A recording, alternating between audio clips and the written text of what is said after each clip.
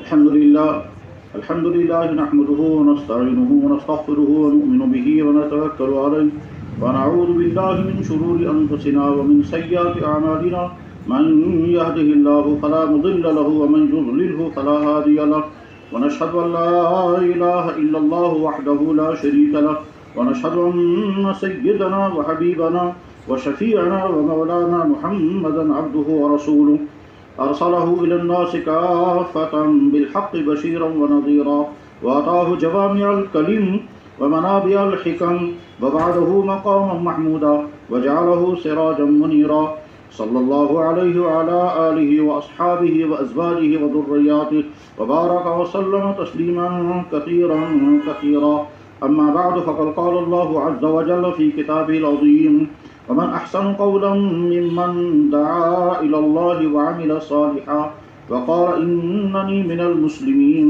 وقال الله عز وجل كنتم خير أمة أخرجا للناس تأمرون بالمعروف وتنهون عن المنكر وقال الله عز وجل ولتكن منكم أمة يدعون إلى الخير ويأمرون بالمعروف وينهون عن المنكر صدق الله مولانا العظيم وصدق رسوله النبي الكريم ونحن على ذلك لمن الشاهدين والشاكرين الحمد لله رب العالمين.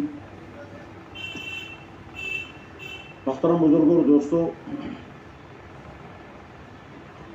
سب سے پہلے اللہ کی بارگاہ میں شکر ادا بھی کرنا ہے اور شکر ادا کرنے کا معمول بنانے کا عہد بھی کرنا ہے، اور وہ اس لیے کہ اس ایسے دور میں جبکہ الحاد اور گمراہی کا پھیلاؤ ہے، اس ایسے دور میں اللہ نے ہم کو اپنی دین کی اس محنت کے ساتھ جوڑا ہے جس محنت کے حق ہونے میں کوئی شک نہیں. اللہ کو قدرت ہے کسی بھی انسان کو اپنے دین کے کام کے لیے صلاحیت بھی دے سکتا ہے، استعمال بھی فرما سکتا ہے، بلکہ اس کے لیے انسان ہونا بھی ضروری نہیں. اللہ کو قدرت ہے کہ انسانوں کے علاوہ کسی اور مخلوق سے اپنی دین اور دین کے کسی بھی شعبے کی حفاظت کرا سکتا ہے. اللہ نے اپنے پاک گھر کی حفاظت طیرن ابابیل سے کرائی تھی، اللہ نے اپنے نبی کی حفاظت مکڑی کے جالے سے کرائی تھی، اور اللہ نے ہر زمانے میں جہاں انسانوں کو استعمال فرمایا صلاحیت دے کر دین کی حفاظت و دعوت کے لیے، وہاں انسانوں کے علاوہ بھی مخلوقات استعمال ہوتی رہی. اب اللہ نے اگر ہم کو اس عظیم ترین کام کے ساتھ جوڑا ہے تو میرے بھائیوں مستقل معمول بنا لیں اس یقین کے ساتھ کہ اللہ کا وعدہ ہے میں نے جو تمہیں عطا کیا ہے اگر تم اس کا شکر ادا کرتے رہو کہ تمہیں اور عطا کروں گا. لئن شکرتم لأزیدنکم، اگر تم شکر گزار رہو گے میں اور ادا کروں گا، اور اگر ناشکری کرو گے، ناقدری کرو گے، بے توجہی برتو گے تو پھر یہ نہیں فرمایا میں نعمت چھین لوں گا، بلکہ فرمایا میں سزا دوں گا. وَلَئِن كَفَرْتُمْ إِنَّ عَذَابِي لَشَدِيدٌ. اللہ کے بارگاہ میں بے انتہا شکر ہے کہ ہمارا چلنا دین کے لیے، ہمارے سفر دین کے لیے، ہمارا سوچنا دین کے لیے، ہمارا بولنا سننا دین کے لیے. اس میں کوئی شک نہیں ہے. آج کے اس دور میں پوری امت کے اندر دین کے زندہ ہونے کی فکر لے کر کے جس طرح سے دعوت و تبلیغ کی یہ محنت اور اس محنت سے جڑے ہوئے بھائی کام کر رہے ہیں، باقی بے شمار ہمارے بھائی صلاحیتوں والے، وسائل والے، اسباب والے، وہ اپنی دنیا بنانے میں مشغول ہیں. اللہ ان کو بھی اپنے دین کے لیے قبول فرمائے. لیکن بہرحال وہ انسان بہت قیمتی ہے، بہت ہی قیمتی ہے، جس کا بولنا دین ہو، جس کا چلنا دین کے لیے ہو، جس کا سوچنا دین کے لیے ہو، جس کی خوشی دین ہو، جس کا غم بھی دین ہو. دین پھیلے تو خوشی، دین کمزور ہو یا مٹنے لگے تو غم، سفر کرے تو دین کے لیے، خرچ کرے تو دین کے لیے، جس کا گھر، جس کی گاڑی، جس کا پیسہ، جس کے اسباب دین کے لیے استعمال ہوں، یقیناً بلا شبہ وہ بہت ہی خوش قسمت ہے. لیکن اس خوش قسمتی کے ساتھ ساتھ یہ بھی ضروری ہے کہ اس کو احساس ہونا چاہیے کہ اللہ نے مجھے کتنی بڑی نعمت سے نوازا. میرے بھائیوں، دعوت و تبلیغ کی یہ محنت جس کے ساتھ اللہ نے ہم کو جوڑا ہے، اس محنت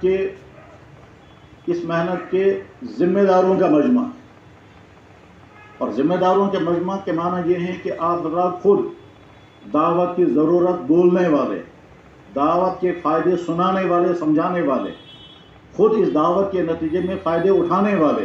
اس لیے آپ کو ضرورت نہیں ہے کہ یہ سمجھایا جائے دعوت کی اہمیت کیا ہے، دعوت کی فضیلت کیا ہے، دعوت کی فوائد کیا ہیں، دعوت کے نتائج کیا نکلتے ہیں۔ یہ تو وہ چیزیں ہیں جو ہم اپنی ان بھائیوں کو سمجھائیں گے جو بھائی دعوت سے دور ہیں اور عام زندگی میں زندگی گزار رہے ہیں، ان کو سمجھانے کی ضرورت ہے۔ بھائی اگر تم دعوت کے ساتھ جڑو گے تمہاری زندگی میں دین آئے گا، تم گناہی سے بچو گے، گھروں میں دین آئے گا۔ لیکن جو کام کرنے والے ہیں، کرنے والے نہیں کرانے والے ہیں، اور علاقوں کے ذمہ دار ہیں، ان کو دعوت کی یہ چیز سمجھانے کی ضرورت نہیں ہے۔ پھر یہ بھی جب بتانے کی ضرورت نہیں ہے کہ امت اس وقت کس صورتحال کے اندر ہے، امت کے طبقوں کا اس وقت کیا حال ہے، اور امت کے کس طبقے میں بے دینی کے اثرات کس طرح سے آ رہے ہیں، یہ بھی سمجھانے کی ضرورت نہیں ہے۔ اللہ نے آپ کو اس کام کے ساتھ جوڑا ہے، اس جوڑنے کے نتیجے میں علاقوں میں نہیں بلکہ گھروں گلیوں میں آپ کے سفر ہوتے ہیں۔ آپ خود دیکھتے ہیں امت کا حال کیا ہے، امت کے کس طبقے کا کس جگہ کیا حال ہے، گھروں کے اندر، تعلیم گاہوں کے اندر، بازاروں کے اندر، اسی طرح سے تجارتی اداروں میں، حتیٰ کہ کھیتوں کے باغوں میں بھی امت کا حال کیا ہے یہ بتانے کی بھی ضرورت نہیں ہے۔ امت کا حال بتا کر کے پھر ترغیب دی جاتی ہے، بھائی دین کے ساتھ جڑو اور دین کی محنت کے لیے کھڑے ہو جاؤ۔ لیکن یہ ترغیب تب، امت کا حال تب بتایا جاتا ہے، یہ بتانے کی ضرورت ہوتی ہے جب سننے والوں کے سامنے امت کا حال نہ ہو، امت کا نقشہ نہ ہو۔ لیکن دعوت کا کام کرنے والے یہ قیمتی لوگ جو علاقوں کے منتخب بھائی جمع ہیں، ان تمام بھائیوں کو یہ سمجھانے کی بھی ضرورت نہیں۔ تو پھر کیا بات ہے جو ہم کو سمجھنی چاہیے، کس چیز کی ہمیں ضرورت ہے؟ اللہ کرے بھائیوں تک وہ بات پہنچ جائے جس کی اس وقت ضرورت ہے، اور دعوت کے اس کام کے سارے ذمہ داروں کو جس کی اس وقت ضرورت ہے، اللہ وہ بات اپنے بھائیوں تک پہنچائے کسی بھی ذریعے سے، اور بھائی اس کام کے لیے کھڑے ہو جائیں، تو بس سب سے قیمتی اور نفع بخش دولت وہی ہوگی جو ہمارے ساتھی اپنے علاقوں کو لے کر کے جائیں گے۔ میرے بھائیوں، دعوت و تبلیغ کی یہ وہ محنت ہے جس نے پورے عالم میں ہزاروں نہیں، لاکھوں نہیں، کروڑوں انسانوں کو ہدایت پر کھڑا کیا، اور وہ کروڑوں انسان ہدایت پر کھڑے بھی ہوئے اور دوسروں کی ہدایت کے ذریعہ بھی بنے۔ یہ عظیم ترین محنت اس وقت ہم جیسے لوگوں کے کندھوں پر ہے۔ ہم اس کے ذمہ دار ہیں، ہم اس کے چلانے والے ہیں، ہم اس کے فیصلے کرنے والے ہیں، ہم اس کے مزاج کی حفاظت کرنے والے ہیں، اور اللہ بچائے، ہزار بار اللہ بچائے کہ اگر کام کو نقصان ہو گیا تو سبب یہی پرانے ہیں، انہی پرانوں کے ذریعے سے کام کو نقصان ہوگا۔ یاد رکھنا چاہیے، دین کے کسی کام کو بھی باہر سے کبھی نقصان نہیں ہوتا۔ یہ دین کی پوری تاریخ یہ بتاتی ہے کہ دین کی کسی بھی شعبے کو باہر سے اگر پریشانیاں آئیں تو اسے کوئی نقصان نہیں ہوا۔ وقتی طور پر رکاوٹیں ضرور کھڑی ہوتی تھی، لیکن وہ رکاوٹیں ہٹ جاتی تھی، کیونکہ اندر سے عملہ مضبوط، اندر سے کام کرنے والے ان کا نہج صحیح، چاہے دین کا جو بھی شعبہ ہو، چاہے ہماری علمی دنیا ہو۔ علمی دنیا میں بہت عجیب شعبے آتے ہیں، اس میں تدوین قرآن ہے، اس میں تدوین حدیث ہے، اس میں اجتہاد ہے، اس میں تدوین فقہ ہے، اس میں اصول۔ غرض ہے کہ وہ شعبے جو علم کے شعبے ہیں ان میں بھی باہر کے خطرات سے کوئی نقصان نہیں ہوا، کیونکہ اندر سے مضبوطی تھی۔ اسی طرح سے دین کی اصلاح، دین کی دعوت کے جو شعبے ہیں، ان شعبوں کو باہر سے کوئی نقصان نہیں ہوگا۔ خطرہ اگر ہوتا تو اندر سے ہوتا ہے، اور اندر سے بھی نئے ساتھیوں سے خطرہ نہیں ہوتا ہے، پرانے ساتھیوں سے خطرہ ہوتا ہے۔ بگاڑ پرانوں میں اگر آ گیا تو اس بگاڑ کو سدھارنے والا کون ہوگا؟ نئے آنے والے ساتھیوں میں اگر کمیاں ہوئیں، عیب ہوا، کوئی نقائص ہوئے، پرانے اس کو سدھار لیں گے۔ لیکن اللہ بچائے اگر پرانوں میں خرابی آ گئی اور پرانے نہج پر باقی نہ رہ سکے تو پھر ان کا سدھار کہاں سے ہوگا؟ اس لیے ہم میں سے تمام پرانوں کو جو جس علاقے سے آئے ہوئے ہیں، آپ سمجھو آپ اپنے علاقوں کے اس دعوت و تبلیغ کے ذمہ دار ہو۔ آپ ہی کو اس کام کے نہج کی حفاظت کرنی ہے، آپ ہی کے اس کام کے اصولوں کے ساتھ چلانا ہے، آپ ہی کو نئیوں کو ساتھ جوڑنا ہے، ان نئیوں کا صحیح مزاج بنانا ہے، اور ان کی تربیت آپ ہی کے ذریعے سے ہوگی، آپ ہی کے ذریعے سے ان کو دین کا یہ کام اپنی نہج کے ساتھ، اپنے مزاج کے ساتھ منتقل ہوگا۔ گویا آپ ذریعہ بنیں گے قرآن کا سے کام لے کر کے اگلوں تک پہنچانے کا۔ آپ میں سے جو جتنا پرانا ہوگا، جتنا پرانا ہوگا اس کے کندھوں پر اتنی ہی ذمہ داری۔ جب یہ سوال کیا جاتا ہے امت میں سب سے اہم ترین طبقہ کون سا ہے، تو جواب آتا ہے صحابہ کرام کا۔ یہ جواب کیوں آتا ہے؟ اس لیے آتا ہے کہ نبی اور امت کے درمیان واسطہ یہی ہے۔ صحابہ نے نبی سے دین بھی لیا، دین کا مزاج بھی لیا، دین کی اشاعت کے طریقے بھی سیکھے، قربانیوں کا مزاج بھی لیا، مجاہدوں کا مزاج لیا، وہ سب کچھ نبی سے انہوں نے لیا۔ اور اللہ کے نبی اس شان کے ساتھ دنیا سے رخصت ہو گئے، میں نے ایک ایسی جماعت تیار کر دی ہے جو ٹھیک میرے مزاج کے مطابق اب امت تک دین پہنچائے گی۔ اور آپ نے آنکھ بند کر کے صحابہ پر اعتماد کر کے کہا یبلغ الشاہد منکم الغائب، جو یہاں تم میں سے موجود ہیں میرا یہ دین غائبین تک پہنچا دینا اب تمہارے کندھوں پر ذمہ داری ہے۔ یعنی اللہ کے نبی کو بالکل اطمینان تھا کہ میں نے جو جماعت کھڑی کی ہے اس جماعت میں کوئی نقص نہیں، کوئی عیب نہیں، کوئی افراط و تفریط نہیں، کوئی کمی نہیں، یہ ٹھیک اسی نہج اسی مزاج کے ساتھ میرا یہ دین اگلوں تک پہنچا دیں گے۔ 23 سال کے عرصے میں اللہ کے نبی علیہ السلام کو اللہ نے ان سے کام لیا، اور اس بعد اللہ کے نبی کو واپس بلا لیا، اور بعد میں سارے عالم کو دین کن کے ذریعے سے ملا؟ حضرات صحابہ کرام کے ذریعے سے۔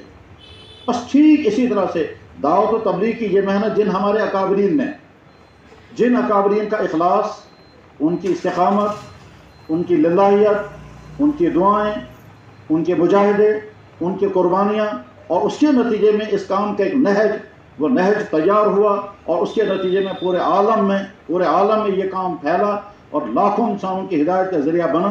الحمدللہ۔ بلکہ وہ لوگ بھی جو کبھی غلط فہمیوں کی وجہ سے کام سے دور بلکہ کام کے مخالف تھے، جب کام کے ساتھ جڑے تو وہ کام کو پھیلانے والے بن گئے اور کام کو ارشاد کرنے والے بن گئے۔ حضرت عمر بن خطاب رضی اللہ تعالیٰ عنہ ایک زمانے میں کیا تھے اور اگلے زمانے کیا بنے۔ ایک زمانے میں وہ تھے جن کا چلنا تھا اس ارادے سے، نعوذ باللہ من ذالک خاکم میں دہن، کہ وہ اللہ کے نبی علیہ السلام کو قتل کرنے کے ارادے سے نکلے تھے اپنے گھر سے۔ اور ایک دور وہ تھا کہ فاروق اعظم رضی اللہ تعالیٰ عنہ کے ذریعے سے آدھی دنیا میں اسلام پہنچا۔ اس زمانے کی جتنی بڑی طاقتیں تھیں وہ ساری کفر کی طاقتیں فاروق اعظم رضی اللہ عنہ کے عہد مبارک میں ختم ہو گئی۔ یہ وہی فاروق اعظم تھے جو پہلے کیا تھے اور آگے چل کر کے کیا ہوئے۔ اللہ کے نبی نے فرمایا تھا اشدہم فی امر اللہ عمر، میرے بھائیو دعوت و تبلیغ کے آپ پرانے اپنے بزرگوں سے دعوت کا کام لے کر اور اگلوں تک منتقل کرنے والے آپ کے آپ ہی بیچ میں پورے۔ اب آپ کی قربانیاں، آپ کا اخلاص، آپ کا مزاج اگلوں کو منتقل ہوگا۔ اس لیے جتنی ذمہ داری اس وقت ہمارے پرانوں پر ہے، جتنی ذمہ داری پرانوں پر ہے، اور اس ذمہ داری کو سمجھنا ہے اور اس کام کی نزاکتوں کو جاننا ہے، اتنی اس وقت اور کسی چیز کی ضرورت نہیں ہے، کیونکہ کام جس مرحلے سے اس وقت گزر رہا ہے، ایک طرف سے امت کا حال سب کے سامنے ہے، امت کے ہر طبقوں کا حال سب کے سامنے ہے، ادھر سے ہمارے اکابرین دنیا سے رخصت ہوتے جا رہے ہیں، ہر علاقے میں اب گنے چنے چند بزرگ باقی بچ گئے، وہ بھی کوئی نیچے بیٹھ کر کے نماز پڑھنے میں مجبور ہے، کوئی کرسیوں پر۔ اب یہ چند اکابر بھی اگر دنیا سے رخصت ہو گئے تو اس کے بعد پھر یہ کام آگے کن کے ذریعے سے چلے گا؟ جواب ہے انہی افراد کے ذریعے سے جنہوں نے پرانوں سے لیا ہوگا اور اگلوں تو منتقل کریں گے۔ اس لیے بڑی سمجھداری کی ضرورت ہے، بہت زیادہ سمجھداری کی ضرورت ہے۔ پرانوں کے مزاج کو بھی سمجھنا ہے، کام کے اس وقت کے نہج کو بھی سمجھنا ہے، اور اگلوں تک اس کام کو پہنچانا ہے، اور اس کام کو پہنچانے کے لیے اصول بھی سیکھنے ہیں، تدبیریں بھی کرنی ہیں، حکمت بھی برتنی ہے، استقامت بھی باقی رکھنی ہے، اور سب سے بڑی بات یہ ہے قربانی کی سطح بڑھانی ہے۔ اگر ہمارے پرانے صرف عامر بن جائیں، حکم دینے والے بن جائیں، اس کا مطلب یہ ہوا کہ دیکھنے والے کہیں گے ان کا کام تو صرف مشورے چلانا اور ہم کو حکم دینا ہے، خود یہ کچھ نہیں کرتے ہیں، اور شیطان یہ ذہن بنا دیتا ہے کہ دیکھو یہ صرف آرڈر چلانے والے بیٹھے ہوئے ہیں، خود کوئی قربانی نہیں دیتے ہیں، اس کے نتیجے میں اگلا جو ذہن بنے گا وہ ذہن دعوت والا ذہن نہیں ہوگا۔ اللہ نے یہ بات سمجھانے کے لیے کہ پرانوں کے کندھوں پر کتنی بڑی ذمہ داری ہے، یاد رکھنا چاہیے قرآن کریم قصے کہانیوں کی کتاب نہیں ہے، قرآن کریم ہدایت کی کتاب ہے، اور ہدایت پھیلانے والوں کے لیے گائیڈ بک ہے، یعنی قرآن جو دین کا کام کرنے والے ہیں ان کو کن مرحلوں سے گزرنا ہوگا، اس کے لیے قرآن کریم انبیاء علیہ السلام کی تاریخ بیان کرتے ہیں۔ دین کا کام کرتے ہوئے تم کو کیا مشکلات آئیں گی، اس کے لیے اللہ تعالیٰ قرآن انبیاء علیہ السلام کے واقعات سناتے ہیں کہ ان کو کیا کیا مشکلات آئیں۔ صحابہ کرام کے واقعات عام طور پر قرآن تفصیل سے بیان نہیں کرتا، اشارے تو کر دیتا ہے لیکن تفصیل سے بیان نہیں کرتا ہے۔ جو 2 یا 3 واقعے قرآن کریم میں بہت تفصیل کے ساتھ بیان کیے ہیں صحابہ کرام کے متعلق، ان میں اہم ترین واقعہ حضرت کعب بن مالک رضی اللہ تعالیٰ عنہ کا، جو آپ بار بار فضائل اعمال میں، حکایت صحابہ میں ہزاروں سینکڑوں مرتبہ آپ نے اس کی تعلیم کی ہوگی کہ کعب بن مالک رضی اللہ عنہ کا واقعہ ہوا تھا قرآن کریم میں، اس کے لیے باقاعدہ 2 آیتیں نازل ہوئیں، بلکہ تبوک کے واقعے متعلق تو آدھا پارہ ہے، تقریباً آدھے پارے میں اللہ تعالیٰ شاہ نے تبوک کی تفصیلات کو بیان فرمایا۔ اس میں ایک واقعہ یہ بھی ہوا تھا کہ کعب بن مالک شریک نہیں ہو سکے، اور شریک نہ ہونے کے بعد پھر اللہ کی طرف سے ان پر عتاب آ گیا، اور وہ عتاب بھی اتنا مشکل عتاب تھا کہ اگر کوئی اور ہوتا تو شاید وہ ایمان سے محروم ہو جاتا، مگر وہ چونکہ صحابی تھے اس لیے اپنے ایمان کو انہیں بچا لیا، اور اس مشکل ترین وقت کو انہیں برداشت کر لیا کہ جب اللہ کے نبی علیہ السلام نے اعلان کر دیا تھا کہ کعب بن مالک سے کوئی بات چیت بھی نہیں کرے گا، ان سے ملاقات بھی نہیں ہوگی، ان کی بیوی کو بھی ان کا الگ کر دیا جائے گا۔ وہ ساری تفصیل فضائل اعمال ہدایت صحابہ میں آپ نے اچھی طرح سے بار بار تعلیم کی ہوگی، سنی ہوگی، اور حیات صحابہ میں، اور وہ واقعہ اصل میں بخاری شریف سے آیا ہے۔ حضرت شیخ مولانا زکریا صاحب نور اللہ برکتہ اپنے زمانے کے چوٹی کے محدث تھے، جنہوں نے 50 سال 30 یا 40 سال تک بخاری شریف پڑھائی تھی، ان کے نام کا حصہ ہی بن گیا تو شیخ الحدیث، انہوں نے وہ واقعہ نقل فرمایا ہے۔ اس میں اہم نقطہ یہ ہے کہ امت کے سامنے ہمیشہ نقشہ رہے کہ پرانوں کے کندھوں پر کتنی بڑی ذمہ داری ہے۔ کعب بن مالک رضی اللہ عنہ سفر میں شامل نہیں ہوئے، ان کے نہ جانے سے کوئی نقصان نہیں ہوا، کوئی حرج نہیں ہوا، کوئی پریشانی نہیں ہوئی، ایسا کہیں نہیں ہوا کہ اللہ کے نبی علیہ السلام کو کسی کام کی ضرورت تھی اور کعب کو ڈھونڈ رہے آ جاؤ تم کرو، مگر وہ ملے نہیں، ایسا نہیں ہے۔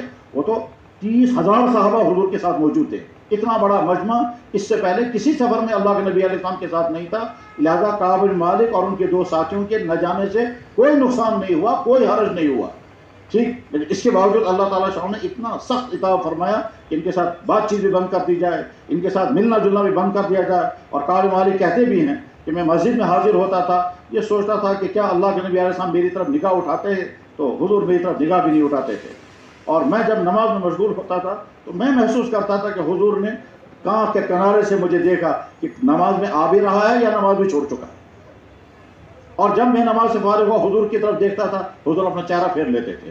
اتنی سخت ناراضگی اللہ کے نبی علیہ السلام کی طرف سے آئی، اور صحابہ کرام نے اللہ کے نبی حکم کو مان لیا، ورنہ سوچ سکتے تھے کہ حضرت ایسی کیا خطرناک غلطی ان سے ہوئی کہ آپ نے ان سے بات چیت بھی بند کرا دی ہے، اتنا بڑا تو جرم نہیں ہوا، ان کے نہ آنے سے کوئی نقصان نہیں ہوا، صحابہ تھے، اللہ کے نبی نے فیصلہ فرما دیا ان کے ساتھ بات چیت بند کر دی جائے، تمام صحابہ نے مان لیا، اللہ کے نبی کے حکم کو نافذ کیا۔ حتیٰ کہ کعب بن مالک کا چچیرا بھائی جو ان کے پڑوس میں رہتے تھے، ایک دن کعب بن مالک اپنی چھت پر چڑھے ہیں اور چڑھ کر کے اپنے بھائی کو کہا السلام علیکم، تو بھائی نے جواب نہیں دیا، کہ انہوں نے پھر کہا السلام علیکم، انہوں نے جواب نہیں دیا، کہ تیسری مرتبہ کہا السلام علیکم، تو انہوں نے کہا بھائی میں ایمان والا ہوں، آپ میری سلام کا جواب کیوں نہیں دے رہے ہو؟ انہوں نے کہا اللہ کے علم ہے تمہارا ایمان ہے کیا۔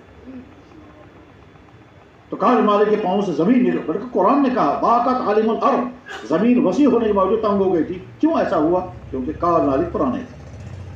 کتنے پرانے تھے کہ بالکل مدینہ طیبہ ابتدائی دور سے لے کر کے اخیر تک وہ پرانوں میں تھے۔ وہ خود بھی کہتے ہیں کہ بدر میں شامل نہیں ہو سکا، حالانکہ میں شامل ہو سکتا تھا مگر میں بدر میں نہیں گیا تھا، اس کا کوئی اور دوسرا عذر تھا جس کی وجہ سے وہ بدر میں شامل نہیں ہوئے تھے۔ لیکن اللہ کے نبی علیہ السلام نے ان سے مواخذہ نہیں فرمایا کہ تم بدر میں کیوں نہیں آئے۔ وہ کہتے بھی ہیں کہ میں بدر میں بھی نہیں گیا اور تبوک میں بھی نہیں گیا۔ بدر میں نہیں گیا اس کی وجہ کچھ اور تھی، تبوک میں نہیں گیا اس پر یہ پکڑ آ گئی۔ پکڑ کیوں آ گئی؟ تم تو پرانے تھے، تمہارے اندر یہ سستی کیسے آ گئی؟ تم نے پہلو دہی کیوں برتی؟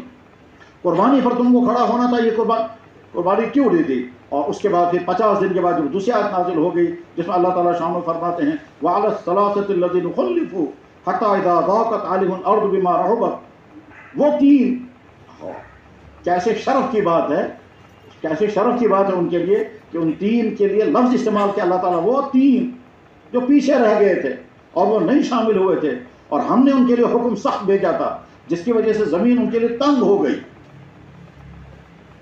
اور انہوں نے گمان کیا تو ہمارے لیے خیر نہیں ہے۔ کعب مالک کہتے بھی ہیں، آپ نے تعلیم میں پڑھا ہوگا کہ کعب مالک سوچتے تھے اگر اللہ کے نبی تم دنیا سے رخصت ہو گئے مجھ سے کوئی بات بھی نہیں کرے گا مرنے تک، اور اگر میری وفات ہو گئی تو اللہ کے نبی میرا جنازہ بھی نہیں پڑھیں گے۔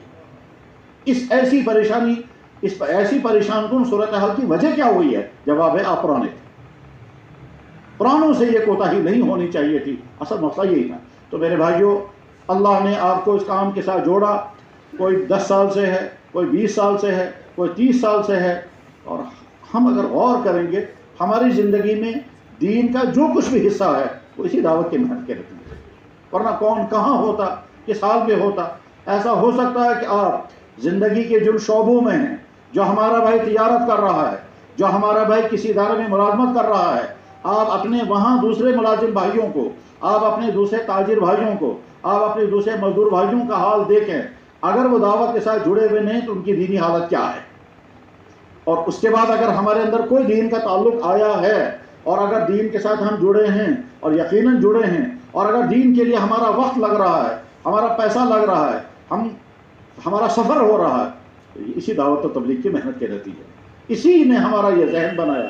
تو دعوت انتہائی قیمتی ترین عمل ہے، انتہائی، بلکہ اگر ایمان والا یہ سوال کرے گا کہ ایمان کے ملنے کے بعد سب سے بڑی نعمت جو انسان ایمان والے کو مل سکتی ہے وہ کیا ہے، تو جواب ہے اگر اللہ نے آپ کو ایمان کے بعد دعوت کے ساتھ جوڑ دیا اور آپ اپنی زندگی میں دین لانے کی فکر کر رہے ہیں اور امت کے اندر دین لانے کی فکر میں لگے ہوئے ہیں، تو سب سے قیمتی نعمت اللہ نے آپ کو عطا فرمائی۔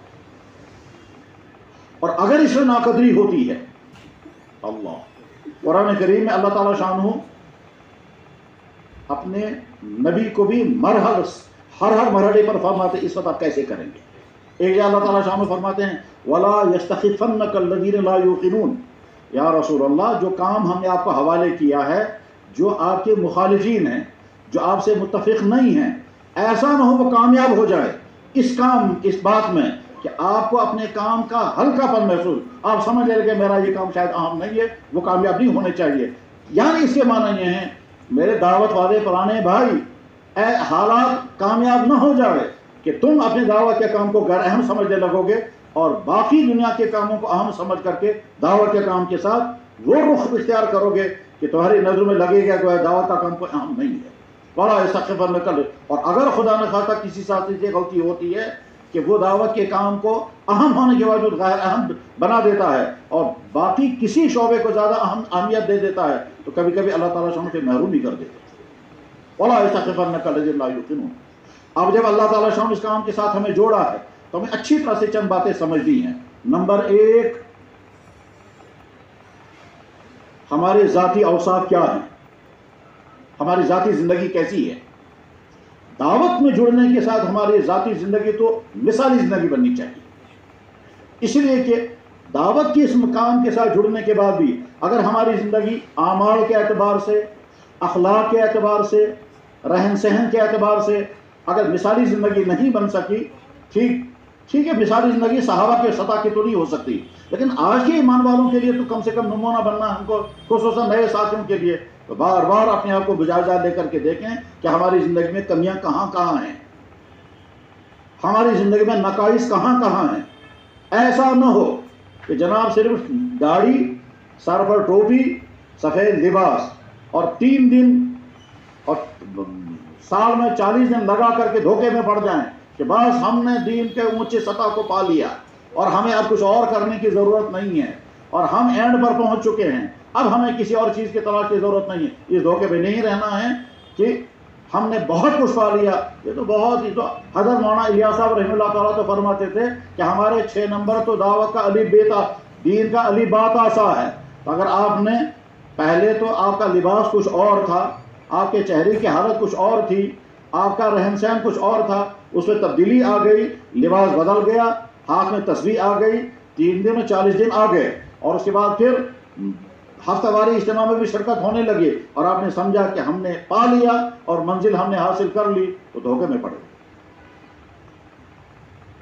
اس لیے ضروری ہے پہلے اپنے معمولات مکمل کر لیا کریں۔ بہت سارے ساتھیوں کا حال یہ ہے کہ وہ اپنی تسبیحات بھی مکمل نہیں کرتے، بہت سارے ساتھیوں کا حال یہ ہے وہ اپنی تلاوت بھی مکمل نہیں کرتے، بہت سارے ساتھیوں کا حال یہ ہے کہ وہ جو پرانے ہمارے رات کو آنسو بہایا کرتے تھے وہ مزاج ختم ہو رہا ہے، اب وہ کیفیت باقی نہیں، کم ہوتی جا رہی ہے، بلکہ بہت سارے ساتھیوں کا حال تو یہ ہے اب وہ بھول چکے ہیں وہ پہلے وہ جو رات کو اٹھ کر کے آنسو بہاتے تھے اپنے لیے اور امت کے لیے، وہ مزاج ختم ہو رہا ہے، اس مزاج کو پھر دوبارہ زندہ کرنی ہے، اپنے اعمال کو مضبوط سے مضبوط تر بنانا ہے، اپنی معاملات کو صحیح سے صحیح تر بنانا ہے۔ ہم جن اکابرین کی دعوت و تبلیغ کے وارث ہیں ان اکابرین کی زندگی کا معاملہ بڑا عجیب تھا۔ حضرت مولانا الیاس صاحب نور اللہ مرکزہ، حضرت مولانا یوسف صاحب نور اللہ مرکزہ، حضرت مولانا انعام الحسن نور اللہ مرکزہ، ان بڑے اکابرین کو تو ہم نے نہیں دیکھا، لیکن حضرت مولانا انعام الحسن نور اللہ مرکزہ کے معاملات میں لکھا ہوا ہے اور ہم نے خود نہیں دیکھا، لیکن وہاں جا کر کے پتہ چلا حضرت کہاں ہیں کہ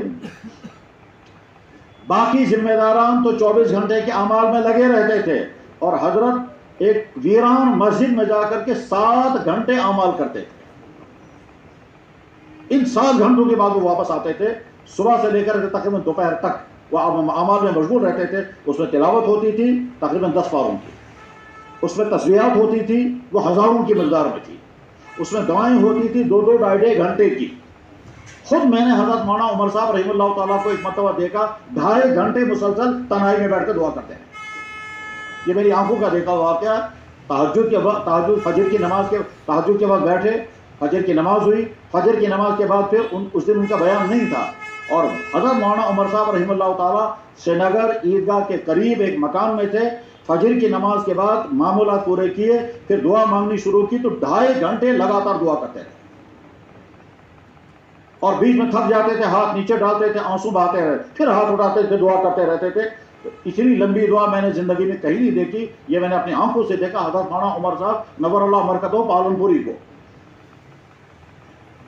عام طور پر تو فجر کی نماز کے بعد ان کا بیان ہوتا تھا، لیکن اس دن ان کا بیان نہیں تھا، مجھے خادم رکھا گیا تھا ان کا، تو میں پیچھے بیٹھا رہا، کبھی سوتا تھا کبھی جاگتا تھا اور کبھی ان کو دیکھتا تھا، حیران 2.5 گھنٹے انہوں نے فجر 2.5 گھنٹے کے بعد وہ اٹھے ہیں، اور پھر عشاء کی نماز پڑھی، پھر 1 گھنٹے آرام کیا، اس کے بعد پھر خواص میں بیان تھا ان کا سری نگر عیدگاہ میں۔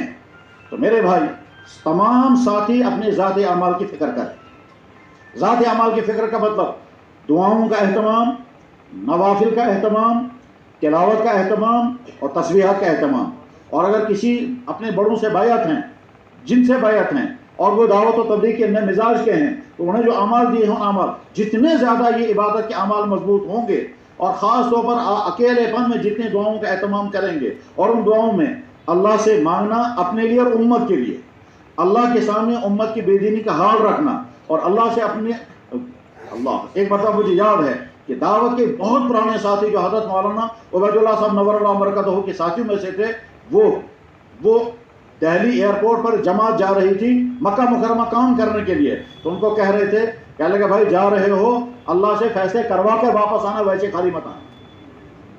تو میں سوچنے لگا، میں نے کہا خدایا اس درجے مضبوط ایمان ہے کہ جماعت کو رخصت کر رہے ہیں، وہ پرانوں کی جماعت تھی اور وہ مکہ مکرمہ کام کرنے کے لیے جا رہے تھے۔ اس زمانے میں مکہ مکرمہ مدینہ طیبہ میں کام ہوا کرتا تھا، حرم شریف میں اور مسجد نبوی میں، تو وہ رخصت کر رہے تھے، ان کا کہتے ہیں واپس نہیں آنا، اللہ سے فیصلے کروا کے آنا۔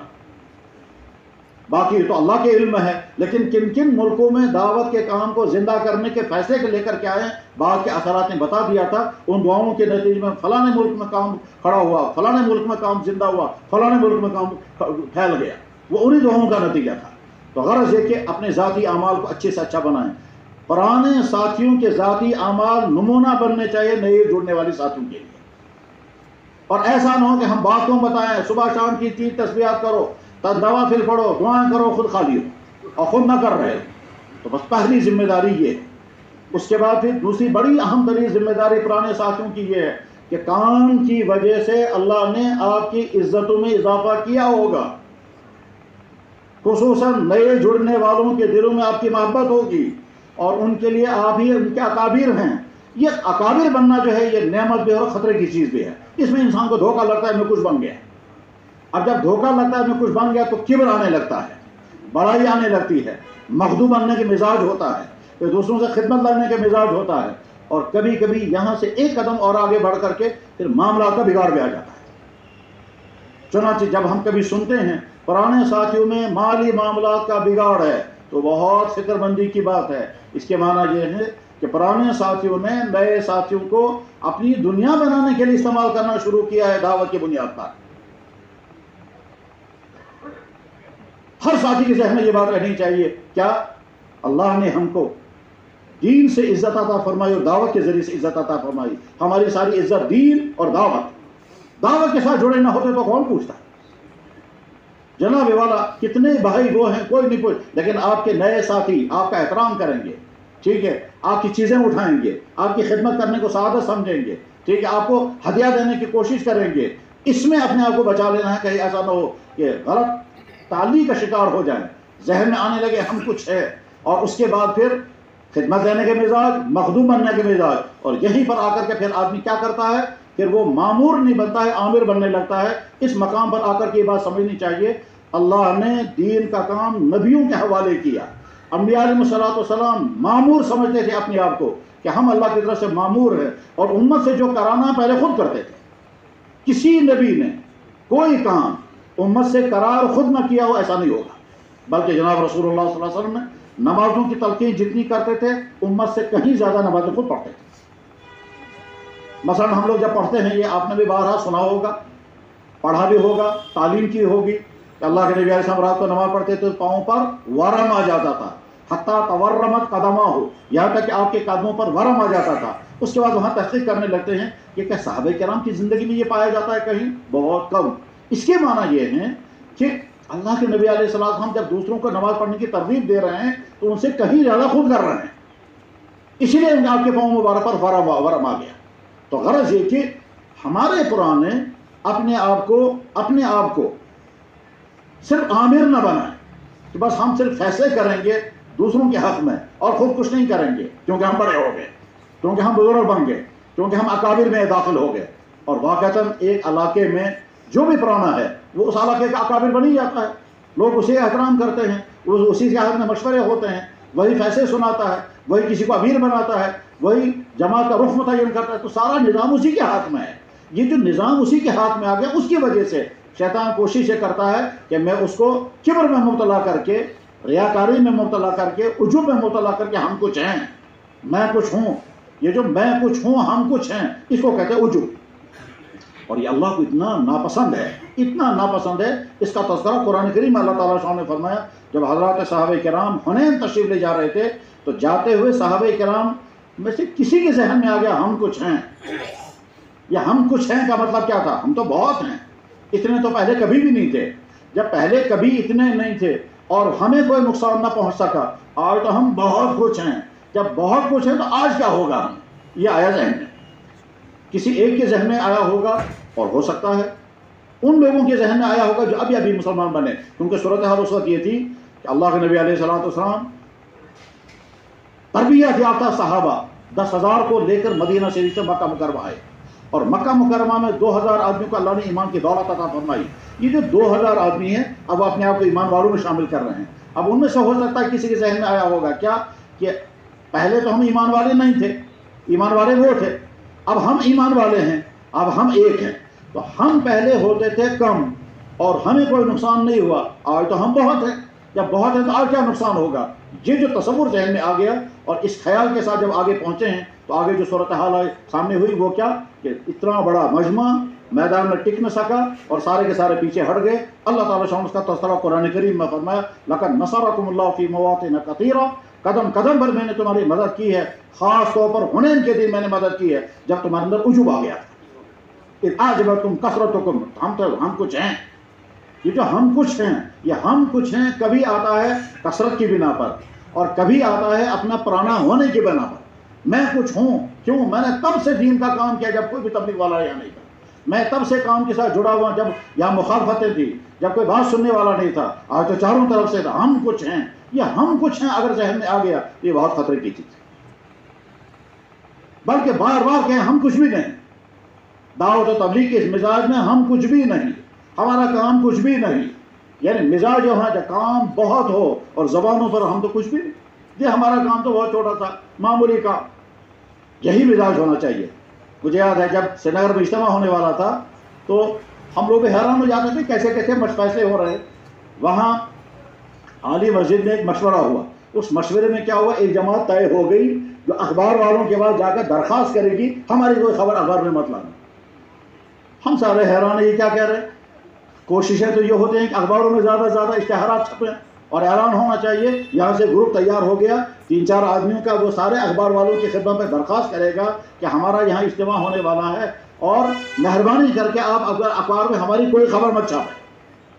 اب یہ گئے اخبار والوں کے پاس، وہ وہاں سے حیران ہو کر کہہ رہے بھائی آپ کون سی دنیا کے مخلوق ہو، ہر انسان تو چاہتا ہے کہ ہماری خبریں زیادہ سے زیادہ پھیلیں اور آپ الٹا آ کر ہم کو کہہ رہے ہماری خبریں مت چھاؤ۔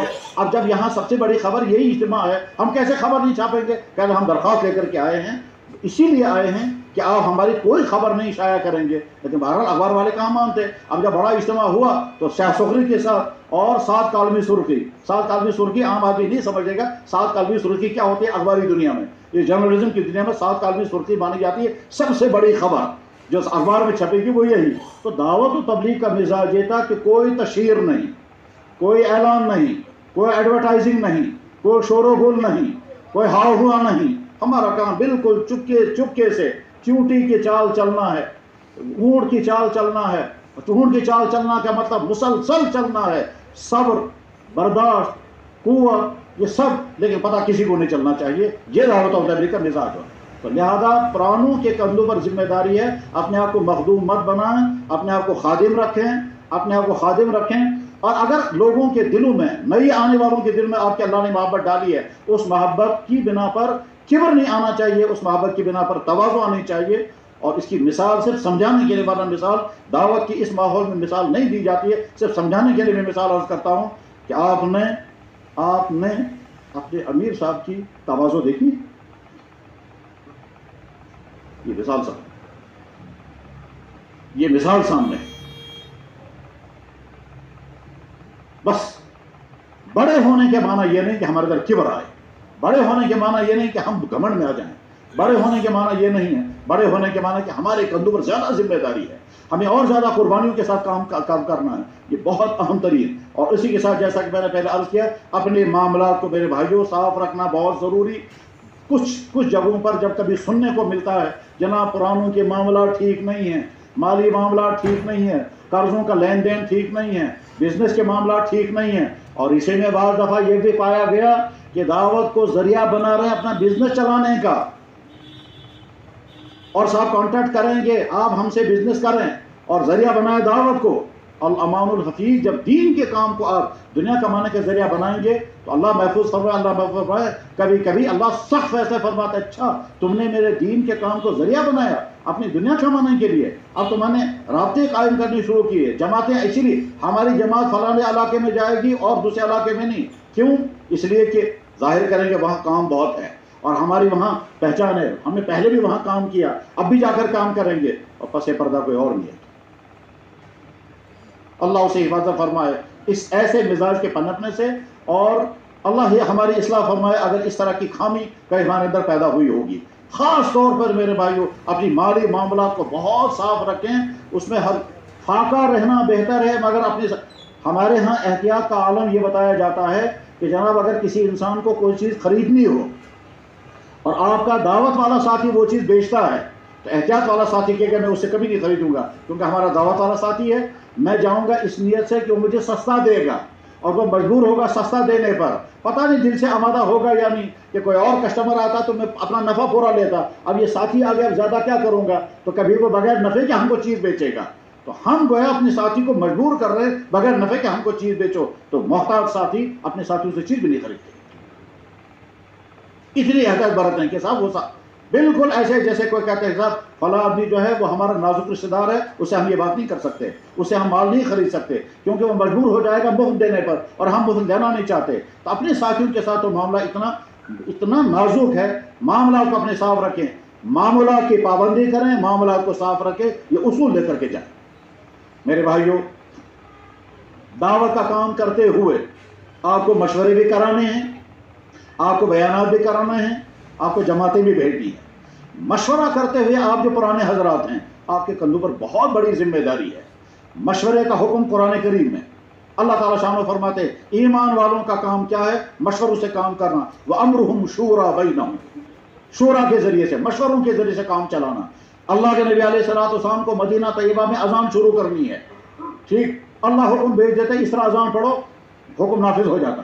اللہ کے نبی پھر بیان کر دیتے اس طرح اذان پڑھو، شروع ہو جاتا۔ لیکن اللہ کے نبی علیہ السلام نے مشورے کیے، میٹنگیں بلائی، اور بخاری میں ہے، تشریح حدیث کی ساری کتابوں میں ہے، سیرہ کی کتابوں میں ہے، اور جو ہمارے یہاں احکام بیان ہوتے ہیں ان احکام کی تاریخ میں بیان ہوتی ہے، یہ حکم کب آیا، کن حالات میں آیا، اس میں بعد میں تبدیلی کیا ہوئی ہے۔ تو اذان کی جو تاریخ ہے اس تاریخ کو محدثین بیان کرتے ہیں کہ جب مدینہ طیبہ میں صحابہ پہنچے تو لوگ کیا کرتے تھے، نماز پڑھنے کے بعد طے کرتے تھے جناب کتنی دیر کے بعد دوسری نماز ہوگی، ٹائم طے کرتے تھے اتنی دیر بعد ہوگی، لوگ جمع ہو جاتے تھے، کبھی دیر ہو جاتی تھی، کبھی جماعت ہو چکی اب کوئی آدمی آ گیا، کبھی وقت سے پہلے آ گیا، یہ پریشانی بار بار آنے لگی۔ تو اللہ کے نبی علیہ السلام نے مشورہ بلایا، بھائی کیا کریں گے، کس طرح سے لوگوں کو نماز کے لیے جمع کیا کریں گے۔ ایک شخص نے مشورہ دیا ہم آگ جلائیں گے، اللہ کے نبی علیہ السلام نے اس بات کو رد کر دیا، فرمایا یہ مناسب نہیں ہے، رد کر دیا۔ اور واقعتاً آج سمجھ میں آتا ہے کہ اللہ کے نبی علیہ السلام نے آگ جلانے کے مشورے کو رد کر دیا، کیونکہ اگر آپ فرماتے آگ جلایا کرو تو رات کو کیسے پتہ چلتا ہے جب لوگ سوئے ہوئے ہوں گے تو آگ کہاں جل رہی ہے،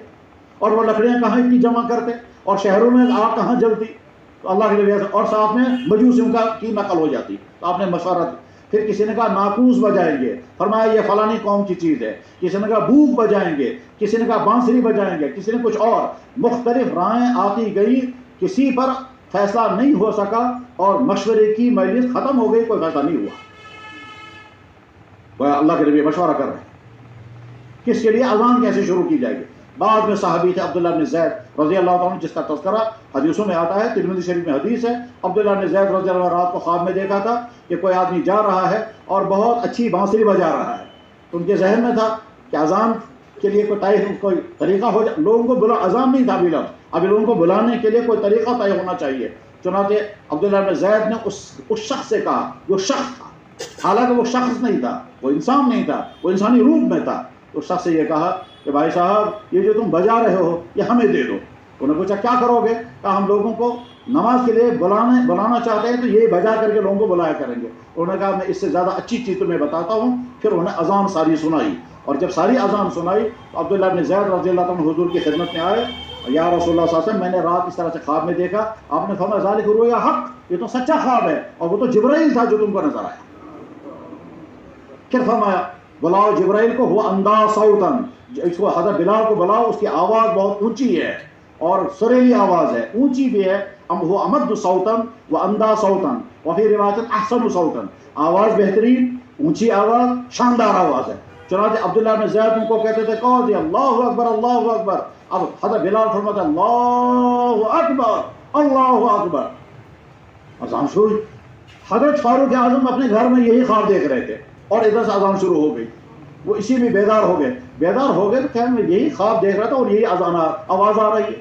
حضرت فاروق اعظم رضی اللہ وہاں سے نکلے حضور کے پاس اور دوڑتے ہوئے جا رہے تھے، چادر بھی سمیٹ نہیں پائے، چادر زمین پر چلتی ہوئی حضور کی خدمت پہنچے اور کہا یا رسول اللہ یہ تو خواب میں نے دیکھا۔ آپ نے فرمایا کہ عبداللہ بن زید تم سے آگے نکل گیا، خواب اسی نے دیکھا ہے، تمہاری تائید ہو گئی۔ اللہ کے نبی ایسا مشورے کے ساتھ کام چلاتے، جہاں اللہ نے حکم بھیجا وہاں کوئی مشورہ نہیں، جہاں اللہ نے حکم بھیجا وہاں کوئی مشورہ نہیں ہوگا، وہ تو حکم آ گیا۔ لیکن اہم ترین معاملات میں اہم ترین، تو ٹھیک اسی طرح سے آپ مشورہ کرنے بیٹھے ہیں، اس مشورہ کرنے میں بڑی ہوشیاری کو دیکھنا، بڑی حکمتوں کو سامنے رکھنا ہے۔ آپ کام تقسیم کریں گے، کبھی کام کا تقاضا ہوگا کہ بڑے محتاط آدمی کے ذمہ کام ہو رہا تو اس وقت محتاط کے حق میں فیصلہ کریں۔ کبھی کام کا تقاضا ہوگا کہ نئیوں کو استعمال کرو، نئیوں کو بیانات دو تاکہ عملہ تیار ہو جائے تو نئیوں کے حق میں فیصلہ کریں۔ کبھی کام کا تقاضا ہوگا پرانے کو امیر بناؤ تو کیونکہ نازک علاقے میں جماعت جا رہی ہے، کبھی کام کا تقاضا ہوگا کہ نئے کو امیر بناؤ تاکہ وہ کام سیکھے، اور پرانے سے کہو امیر تو آپ کو بننا تھا مگر ہم نے اس کو بنایا ہے، اس لیے بنایا تاکہ یہ کام سیکھے، نگرانی آپ کرتے رہیں، اور اس سے کہنا دیکھو پرانے تمہارے ساتھی ہیں، اس پرانے کو کام ذمہ داری سونپنی تھی مگر تم کو ہم کام حوالے کر رہے ہیں، اس سے پوچھ کر کے کرنا، امیر یہ بنایا۔ اور ادھر سے ساتھ یہ بھی بتایا کہ جب امیر کو طے ہو جاتا ہے چاہے چھوٹا کیوں نہ ہو اس کی اطاعت کرنا لازم۔ تو مشوروں میں بہت زیادہ محتاط رہنا ہے، طرفداری نہیں برتنی ہے، ایسا فیصلہ نہیں سنانا ہے کہ ساتھیوں کو تنفر نفرت ہو جائے، ایسا نہیں کرنا ہے کہ صاحب یہ کام ہے کہ میں کروں گا، وہ کام ہے تو میں کروں گا، تو ساتھیوں کو استعمال کرنا سیکھیں اور مشوروں کے اور اسی لیے مشورہ شروع کرنے سے پہلے دعا کی جاتی ہے اللہم الہمنا مراشد امورنا، وَأَعِذْنَا مِن شُرُورِ أَنفُسِنَا، یا اللہ میں مشورہ کرنے کے لیے بیٹھا ہوں، ٹھیک، میرے نفس کے شر سے اس کام کو بچا۔ یا اللہ ایسا نہ ہو کہ امور پیش ہو جائے، جماعت تیار، فلاں علاقے میں کام بیٹھ رہا ہے، کیا کیا جائے، فلاں علاقے میں جماعت بھیجنی ہے، کیسے بھیجیں، کس کو بھیجیں، اور فیصلہ مجھے سنانا ہے، رائے ساتھیوں سے لینی ہے۔ اس وقت یہ کہ یا اللہ کام کا نفع جس میں ہے وہی فیصلے ہو جانا چاہیے، چاہے وہ میری رائے کے خلاف ہو، چاہے ساتھی کی حمایت میں ہو۔ یہ نہیں دیکھنا ہے کس کی رائے کی حمایت، کہ کس کی رائے کے مطابق فیصلہ ہوا، یہ دیکھنا ہے کہ کام کا نفع کس میں ہے۔ اچھا کبھی ایسا ہوگا کہ امیر کے ذہن میں ایسا نفع آئے گا جو ساتھیوں کے ذہن میں نہیں ہے، تو اس وقت کوشش یہ کرنی ساتھیوں کی رائے نہیں کاٹنی چاہیے۔ یہ بعض دفعہ مشورہ کرانے والوں سے بڑی غلطی ہو جاتی ہے کہ وہ ساتھی کی رائے کاٹ کر کے پھر کہتے ہیں یوں، ساتھی کی رائے نہیں کاٹنی چاہیے، ساتھی کی رائے کی تحسین کرنی چاہیے۔ آپ کی رائے صحیح ہے، اس میں فائدے یہ ہیں، اس میں فائدے یہ ہیں، مگر دوسری رائے یہ اس میں مصلحت یہ ہے، اس کا نتیجہ ہوگا ساتھی کا دل دکھے گا نہیں۔ ورنہ کبھی ایسا بھی ہوتا ہے کہ صاحب پرانوں میں توڑ، انا للہ، پرانوں میں دلوں میں پھٹن، اس کی ایک وجہ یہ بھی ہوتی ہے، یہ فیصلے سناتے ہیں، یہاں سے رائے ہماری نہیں سنتے، یہ اپنے فیصلے سناتے ہیں۔ میرے بھائیوں، جب پرانوں میں توڑ ہونے لگے، جب پرانوں میں دوریاں ہونے لگے، اور اس کے بعد پھر الگ الگ گروپ بندیاں ہونے لگے، اور پھر یہ گروپ ان کے خلاف بولنے لگے، وہ ان کے خلاف بولنے لگے، اس کام کا کیا بنے گا پھر؟ اس لیے سنبھل کر کے چلنا ہے۔ ٹھیک، مجھے یاد ہے ایک مرتبہ وہاں باڑے پور کے گاؤں میں جوڑ تھا، حضرت امیر فاطر تشریف فرما تھے، وہاں جو پرانے تبلیغ والے تھے انہوں نے کوئی مشورہ پیش کیا، اس میں کہا حضرت اس کے بارے میں اصول کیا ہے؟ حضرت فرمایا کام اصول ہے، اس کے علاوہ اور کوئی اصول نہیں۔ اس کے بعد فرمایا تھا بھائی اصول رہنے دو، ساتھیوں کو جوڑ کر کے رکھو، اصول رہنا۔ وہاں سب کچھ ساتھی کہہ رہے تھے فلاں ساتھی اصول کے خلاف کرتا ہے، فلاں ساتھی اصول کے خلاف کرتا تھا، حضرت نے کیا فرمایا؟ اصول بعد کی چیز ہے، ساتھی پہلے۔ میرے بھائی سارے اصولوں کے مطابق تبھی کام ہوگا نا جب ساتھی آپ کے ساتھ جڑے رہیں گے، ساتھی کو جوڑ کر۔ اور اس میں ایسا بھی نہیں کرنا ہے کہ ساتھیوں کو جوڑنے کے چکر میں آپ کام کا نہج ہی بدل دیں، کام کا مزاج ہی بدل دیں، وہ بھی نہیں کرنا ہے۔ حکمت اسی کا نام ہے کہ ساتھی بھی نہ ٹوٹے، اسلام اصول کے خلاف ورزی بھی نہ ہو، لیکن بات بتا کر کے کہ آپ نے جو رائے دی بہت مفید، اس کا فائدہ یہ ہے، انہوں نے جو رائے دی بہت مفید، اس کا فائدہ یہ ہے، مگر فیصلہ یہ ہے، اس کے فائدے یہ ہے۔ حضرت فاروق اعظم رضی اللہ تعالیٰ عنہ کو ایک بہت اہم مشورہ کرنا تھا، اس اہم مشورے میں بڑے بڑے صحابہ نے رائے دی، اس میں حضرت علی رضی اللہ عنہ کی بڑی اہم رائے آ رہی تھی، اور دوسرے صحابہ نے حضرت فاروق اعظم رضی اللہ عنہ ایک ایک آدمی کی رائے رد کر دی، مگر رد اس طرح سے کی ان کو نہیں لگا کہ ہمارے دل شکنی ہو رہی ہے، ہماری بات نہیں سنی جا رہی ہے، بلکہ ایک ایک سمجھتا رہا ہاں میری رائے کی اہمیت ہے، اس کا فائدہ ہے، مگر اس سے زیادہ فائدہ وہ دوسری رائے میں ہے۔ تو جب آپ مشورہ کرنے کے لیے بیٹھے اس وقت ساتھی کا دل نہیں دکھنا چاہیے، ساتھی کو دل شکنی نہیں ہونی چاہیے، سب کے رائے خوشدلی کے ساتھ قبول کرنی چاہیے، اور فیصلہ کرتے ہوئے اپنے آدمی کی طرفداری نہیں ہونی چاہیے۔ خدا نخواستہ اگر کہیں ایسا محسوس ہونے لگے کہ فیصلہ کرتے ہوئے اپنوں کی رعایت ہو رہی ہے، یہ فلانا اپنا ہے، اس کو کہتے ہیں کہ مشوروں میں تہذب آنے لگا ہے، مشوروں میں تعصب آنے لگا ہے، اس کے نتیجے میں برکات ختم ہو جاتی ہے، اور برکات ختم ہوتے بعد میں وہی مشورے سبب بنتے ہیں ٹکراؤ کا۔ میرے بھائیوں، دعوت و تبلیغ کی اس کام میں بیان بہت اہم ہے، مگر بیان مقصد نہیں۔ بیانات اہم ہیں مگر بیان مقصد نہیں، بیان مقصد ہے دین پر امت کھڑی ہو جائے۔ وہ بھائی جو بہت لمبا اور قیمتی بیان کرتا ہے اس کے بیان کی بڑی قدر و قیمت ہے، یقیناً قدر و قیمت ہے، لیکن اگر کسی جگہ سیدھے سادے آدمی نے 10 منٹ کی بات کی اور 10 منٹ کے نتیجے میں لوگ کام پر کھڑے ہو گئے، یہ 10 منٹ کی بات زیادہ قیمتی ہے نفع کے اعتبار سے بمقابلے اس 1 گھنٹے کے لمبے علمی بیان کے مقابلے میں۔ اصل چیز بیان نہیں ہے، اصل چیز ہے کام۔ یہ بات اس لیے سمجھائی جا رہی ہے کہ مزاج بننے لگا ہے، صاحب اجتماع بڑا ہو، بیانات زبردست ہوں، بعد میں کام نکلے آنے کو کہ صاحب فلانے نے بیان کیا بہت قیمتی بیان تھا، فلانے نے بیان کیا بہت قیمتی بات ہوئی، لیکن اس کے بعد خلاصہ کیا نکلا تو کچھ نہیں۔ اصل چیز کام ہے، بیانات اہم ہیں مگر مقصد نہیں ہے۔ اصل مقصد ہے امت کام پر کھڑی ہو جائے۔ اگر کسی جگہ بیانات بالکل نہیں ہوئے، چھوٹے چھوٹے بیانات ہوئے، ٹھیک، بلکہ کہیں بیان ہوا ہی نہیں، صرف ملاقاتیں ہوئیں، صرف گشت ہوا اور جماعت تیار ہو گئی، اور اس کے مقابلے میں لمبا بیان ہوا اور جماعت تیار نہیں ہوئی، وہ کام ہے اور اس طرح بیانات بیان کرنے ہیں اور لازمن کرنے ہیں۔ جیسا کہ میں نے عرض کیا کہ بیانات اس کام کی ریڑھ کی ہڈی ہیں۔ بیانات حضرت مولانا یوسف صاحب رحمہ اللہ تعالیٰ کے بیانات نے تو تبلیغ کو عالمی سطح پر پہنچایا، ٹھیک، لیکن ساتھ میں یہ بھی ذہن میں رکھنا ہے کہ بیانات میں بہت زیادہ محتاط رہنا ہے، بہت ہی زیادہ محتاط رہنا ہے۔ اس میں تو اتنی خطرے کی چیزیں ہیں، عام مسلمانوں کو تو نہیں، عام علماء کو بھی یہ بات نہیں بتائی جاتی ہے، خیال نہیں رہتا ہے کہ جناب رسول اکرم صلی اللہ علیہ وسلم کی حدیثوں میں سب سے خطرناک حدیث کون سی ہے؟ جواب حدیث خطرناک ہو ہی نہیں سکتی، جواب نہیں ہی نہیں، جواب آتا ہے سب سے زیادہ مشکل حدیث وہ ہے، اللہ کے نبی نے فرمایا جس نے کوئی بات میری طرف منسوب کی کہ میں نے کہی ہے حالانکہ میں نے وہ بات نہیں کہی ہے، اس کا ٹھکانہ جاننا۔ یہ حدیث امام بخاری رحمہ اللہ تعالیٰ نے ایک ہی جگہ پر 5 حدیثیں نقل کر دی۔ زبیر بن عوام بہت بڑے صحابی تھے، بہت بڑے صحابی، اتنے بڑے صحابی ہیں کہ اللہ کے نبی علیہ السلام نے زبیر بن عوام سے کہا میرے ماں باپ تجھ پر قربان۔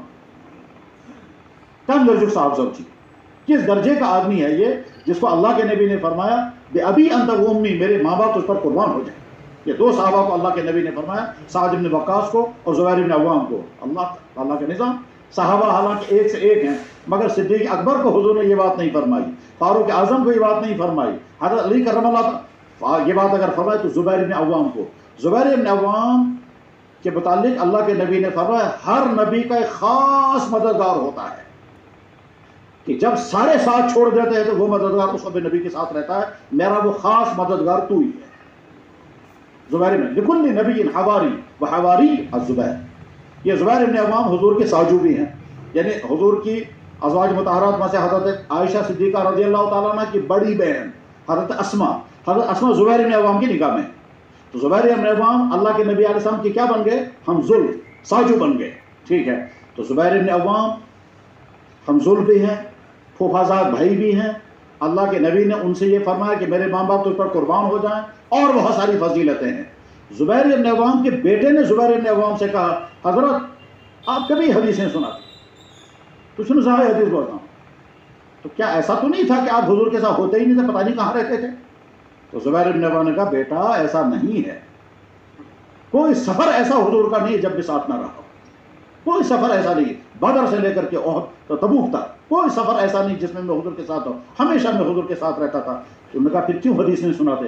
تو مجھے ڈر لگتا ہے کہ کہیں میں اللہ کے نبی کی طرف وہ لفظ منسوخ کر دوں جو لفظ نبی نے نہیں کہا ہوگا، اور میں کہوں گا نبی کا لفظ یہ ہے، اور اس کا ٹھکانہ جہنم ہے، اسے بھی حدیث نہیں سناتا۔ سب سے زیادہ حضور کے ساتھ زمانہ کس نے گزارا؟ صدیق اکبر نے، ٹھیک ہے۔ حدیثیں کتنی سنائی صدیق اکبر کی؟ بہت کم حدیثیں۔ کیوں؟ یہ ڈر رہتا تھا۔ تو میرے بھائی دعوت و تبلیغ کے ماحول میں جب آپ بیان کرنے لگیں گے بہت زیادہ محتاط رہنا ہے، اور اللہ بہت اونچا درجہ عطا کرے ان ہمارے اکابرین کو۔ دعوت و تبلیغ کے یہ اکابرین اللہ نے کیسی بصیرت ان کو عطا فرمائی تھی، اللہ نے کیسی دور اندیشی عطا فرمائی تھی، اتنے سادے لفظ استعمال کرتے ہیں اور اتنے معنی خیز۔ کیا فرماتے تھے؟ بھائی یہ مت کہو اللہ کے نبی نے فرمایا، بھائی یہ کہو حدیث پاک کا مفہوم ہے، یہ اسی وہی سے بچنے کے لیے کہ ہم نے جو سمجھا وہ یہ ہے، ہم نے تو نہیں کہا کہ اللہ کے نبی نے فرمایا، ہم تو کہہ رہے ہیں حدیث پاک میں جو ہم نے سمجھا وہ یہ ہے، اگر ہم نے غلط سمجھا تو ہمارے سر پر کوئی ذمہ داری نہیں، ہم اللہ کے نبی کی طرف یہ بات منسوب نہیں، اللہ کے نبی نے جو فرمایا اس کا جو میں نے سمجھا وہ میں عرض کر دیتا ہوں۔ یہی وجہ ہے کہ ہمارے تمام اکابرین نے پابندی لگائی ہے کہ 6 نمبروں کے علاوہ کوئی بات بیان نہیں کریں گے۔ دعوت و تبلیغ کے ماحول میں کچھ وہ باتیں بیان ہونے لگتی ہیں جن باتوں پر بعد میں اعتراض ہوتا ہے، اور 1 2 3 الف با تا کوئی آدمی دائیں سے بائیں سے اعتراض کرے یا نہ کرے وہ بڑا مسئلہ نہیں ہے۔ مسئلہ یہ ہے کہ اگر ہمارا ساتھی کوئی وہ بات بیان کر گیا حدیث کے نام پر جو حدیث تھی ہی نہیں، تو یہ منسوب کر رہا ہے اللہ کے نبی علیہ السلام کی طرف وہ بات جس کے نتیجے میں ٹھکانہ بہت خطرناک ہے۔ میں اس کی مثال سمجھاتا ہوں۔ فرض کیجئے ایک آدمی یہ کہتا ہے اللہ کے نبی نے فرمایا آسمان اوپر ہے، تو یہ تو بات صحیح ہے، آسمان تو واقعی اوپر ہے، مگر جواب آئے گا آپ نے بہت بڑا جرم کیا۔ اس نے کہا جناب میں نے کیا جرم کیا؟ آسمان تو واقعی اوپر ہے۔ جواب آئے گا آسمان اوپر ہے یہ ہماری آنکھ دیکھ رہی ہے، اللہ کے نبی نہیں فرمایا۔ تم نے آسمان اوپر ہے کی بات نبی کی طرف منسوخ کی تو ٹھکانہ خطرناک ہے۔ حق بات اگر ہوگی حق بات اور نبی نے نہیں کہی تو وہ حق بات بھی نبی کی طرف منسوخ نہیں کر سکتے۔ یہ اس لیے کیوں؟ اللہ کے نبی چاہتے ہیں میری زبان سے جو نکلے اس میں کوئی ملاوٹ نہ ہو، یہ بالکل صاف شفاف رہے. تو میرے بھائیوں، دعوت و تبلیغ کے ماحول میں جب بیان کرنے کی نوبت آئے، اس بیان میں بہت زیادہ محتاط رہنا ہے. 6 نمبر کی پابندی کرنی. 6 نمبر کی پابندی میں ایمان کے وسیع ترین مضامین ہیں. کتنے کریں ایمان؟ 6 نمبروں میں نماز کے لیے فضائل اعمال میں فضائل نماز سے زیادہ مواد آپ کو کہاں اور ملے گا؟ نماز کی فضیلتیں، نماز چھوڑنے کے نقصانات، اس سے زیادہ اور کیا بیان کرنا ہے. ٹھیک اسی طرح سے علم و ذکر، اخلاص نیت اور ترک لایانی، بس 6 نمبر کے بعد سے باہر. اور آپ جب بیان کرنے والے جو بھائی ہیں وہ اچھی طرح سے ذہن میں رکھیں، کم سے کم 5 بزرگوں کے بیانات بڑی تفصیل کے ساتھ پڑھیں. عموماً شکایت رہتی ہے کہ تبلیغ والوں کے پاس علم نہیں ہے، بس یہ رٹی رٹائی باتیں چند کہتے ہیں، 40 سال ہو گئے وہی چند باتیں ہیں. جو پڑھنے لکھنے کا مزاج رکھنے والے ساتھی ہیں وہ زیادہ سے زیادہ پڑھیں، لیکن پڑھنے کا مطلب یہ نہیں کہ بے قید مطالعہ کریں. خاص چیز کا مطالعہ وہ یہ بیانات جب سنیں تو 5 بزرگوں کے بیانات سنا کریں. نمبر 1 حضرت مولانا یوسف صاحب، حضرت مولانا منظور نعمانی، حضرت مولانا عبید اللہ رحمہ اللہ تعالیٰ بلیابی، حضرت مولانا عمر صاحب اور حضرت مولانا سعید خان صاحب. یہ 5 اہم ترین شخصیات ہیں جو دعوت کے میدان میں تھی. ان کے سارے بیانات دعوت کے عین مزاج کے مطابق. تو جب بیانات پڑھنے لگے کہ ان کے بیانات اور کتابوں کا جب مطالعہ کرنا ہو تو کس کا مطالعہ کریں گے؟ نمبر 1 سب سے پہلے فضائل اعمال. یاد رکھیں فضائل اعمال علوم کا سمندر ہے، مگر وہ لوگوں کو پتہ نہیں چلتا. پچھلے 50 سال میں جو بہت بڑے بڑے مصنف دنیا میں پیدا ہوئے ہیں ان میں حضرت مولانا ابو الحسن علی ندوی رحمہ اللہ تعالیٰ بھی تھے. حضرت مولانا ابو الحسن علی ندوی نے فضائل اعمال کے متعلق کیا فرمایا ہے وہ تو عام کو نہیں پتہ چلے گا. اور آج کے زمانے میں جو فتنہ پھیل گیا ہے صاحب، ضعیف حدیث ہیں، اور اس کے نتیجے میں فضائل اعمال کو اللہ نے اتنی قبولیت عطا فرمائی ہے کہ دنیا میں سب سے زیادہ چھپنے والا جو صحیفہ مبارک ہے وہ ہے قرآن کریم. ٹھیک ہے، اور یہاں اس کے بعد پھر شاید دوسرے نمبر پر فضائل اعمال. اتنی قبولیت اللہ نے اس کا عطا فرمائی ہے، تقریباً 50 زبانوں میں اس کا ترجمہ ہو چکا ہے. اس سے زیادہ مواد آپ کو کہاں ملے گا؟ تو جب نماز کی فضیلتیں بیان کرنے تو فضائل نماز پڑھیں. تو مطالعہ جب آپ کریں گے تو فضائل اعمال کا، حیات الصحابہ کا، فضائل اعمال، حیات الصحابہ. مرنے کے بعد کیا ہوگا؟ آخرت کی فکر دلوائیں. اور اس میں آیتیں نہیں پڑھنی ہے، ترجمہ خود نہیں کرنا ہے. جب مرنے کے بعد کیا ہوگا؟ جب اس کو پڑھیں گے، پڑھنے کے بعد جب امت کے سامنے بھائی مرنے کے بعد کی زندگی آنے والی ہے، اور وہ زندگی ایسی ہوگی اس میں جنت کی نعمتیں، جہنم کے عذاب اور آخرت کا حساب و کتاب. جب یہ باتیں بیان کریں گے، اللہ نے اپنے قرآن پاک میں فرمایا مفہوم اس کا یہ ہے. جب آپ مفہوم بیان یاد رکھیں کہ جب کسی غیر ایمان والے کو ایمان کی دعوت دینی ہوتی ہے تو جن چند مضامین کا سب سے زیادہ اثر ہوتا ہے ان میں آخرت کا بیان سب سے زیادہ مؤثر ہوتا ہے. غیر ایمان والے کو جب ایمان کی دعوت دی جاتی ہے تو سب سے زیادہ جو مؤثر مضمون ہوتا ہے وہ آخرت ہے. جب اس کے سامنے آتا ہے جنت اور جہنم اور اللہ کی پکڑ اور حساب اور کتاب، چنانچہ بڑے جو کام کرنے والے ہیں وہ کہتے ہیں کہ جناب جتنا ہم نے آخرت کے مضامین کو مفید پایا اس فیلڈ کے اندر دوسرے مضامین بہت کم ہیں. ہاں، جو فلسفیانہ ذہن رکھنے والے ہیں، جو سائنسی سوچ رکھنے والے ہیں، جو انٹلیکچوئل قسم کے لوگ ہیں ان کا معاملہ الگ ہے، لیکن عام انسانوں کا معاملہ یہی ہے. تو اور حیات الصحابہ کا مطالعہ ضرور کریں. حیات الصحابہ علوم کا خزانہ ہے، اس میں دعوت کی روح موجود ہے. صحابہ کرام کی دعوت کا مزاج کیا تھا وہ سارا اس میں موجود ہے. تو حیات الصحابہ کا مطالعہ کریں، فضائل اعمال کا مطالعہ کریں، الفقہ الحدیث کا مطالعہ کریں، مرنے کے بعد کیا ہوگا اس کا مطالعہ کریں. اور اس کے بعد بھی اگر کسی کو پڑھنے کا ذوق مزاج ہے تو پھر کسی جاننے والے سے کہنا چاہیے کہ صاحب یہ سارا میں پڑھ چکا ہوں، اب مجھے بتائیے اور مجھے کیا پڑھنا ہے. لیکن ساتھ ساتھ میں یہ بھی ہے کہ جو بیان کرنے والے بھائی ہیں، میرے بھائیوں، غیر مستند چیز ہرگز بیان نہیں کرنی چاہیے جس کے بارے میں آپ کو یقین. یہ جو عام طور پر کہتے ہیں ہم نے بڑوں سے سنا ہے، اور یہ بڑے پتہ نہیں کون ہیں، کس بڑے سے سنا. جیسے بہت سارے لوگ کہتے ہیں حضرت فرمایا کرتے تھے، یہ حضرت کون ہے وہ پتہ نہیں، اور بعد میں حضرت کی طرف وہ بات منسوب ہوتی ہے جو حضرت کی ہے ہی نہیں کہیں.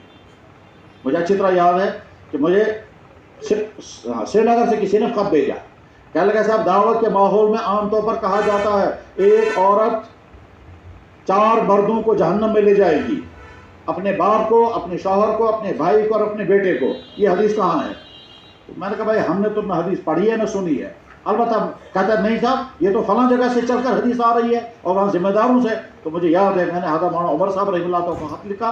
میں نے کہا حضرت یہاں دعوت والے یہ حدیث بیان کرتے ہیں, کیا آپ نے کبھی بیان فرمائی ہے یا کہیں یا وہاں کبھی یہ بات یہ تذکرہ میں آئی ہے؟ حضرت مولانا عمر صاحب رحمہ اللہ تعالیٰ کا خط میرے پاس موجود ہے. حضرت نے لکھا میں نے نہ حدیث کبھی بیان کی ہے, نہ کبھی سنی ہے, نہ کبھی پڑھی. اس کے بعد اگر سوال پیدا ہوتا ہے کیا صاحب عورت نماز نہیں پڑھ رہی ہے تو باپ کیوں جہنم میں جائے گا؟ بیوی نماز نہیں پڑھ رہی تو شوہر جہنم میں کیوں جائے گا؟ اور ماں نماز نہیں پڑھ رہی تو بیٹا جہنم میں کیوں جائے گا؟ اور بہن نماز نہیں پڑھ رہی تو بھائی جہنم میں کیوں جائے گا؟ جہنم کے فیصلے ہی تھے وَلَا تَزِرُ وَازِرَةٌ وِزْرَ أُخْرَىٰ, کسی کا بوجھ دوسرے کے سر پر نہیں ڈالا جائے گا. ہاں یہ سوال ہو سکتا ہے باپ سے کہ جب تم نے اپنی بیٹی کے لیے سب کچھ کیا تھا تو دین کیوں نہیں سکھایا؟ شوہر سے کہا جائے گا تم اپنی بیوی سے خدمت لیتے تھے تو اس کو دین کیوں نہیں سکھایا؟ یہ سوال ہو سکتا ہے, لیکن وہ بھی بالغ ہے, یہ بھی بالغ ہے, ہر انسان کو اپنی دین کی فکر خود کرنی ہے. تو غرض یہ کہ غلط باتیں بالکل بیانات میں نہیں آنی چاہیے. کیا کیا چیزیں پڑھنی ہیں اختصار کے ساتھ میں نے عرض کر دیا, کن کی کیا کیا بیانات کرتے ہیں بہت. بس امت کو سیدھے کو دین آسان ہے, اللہ نے ان کو ایمان عطا فرمایا, ایمان والی زندگی یہ ہوتی ہے. ہم بھائی کوشش کریں گے ایمان والی زندگی.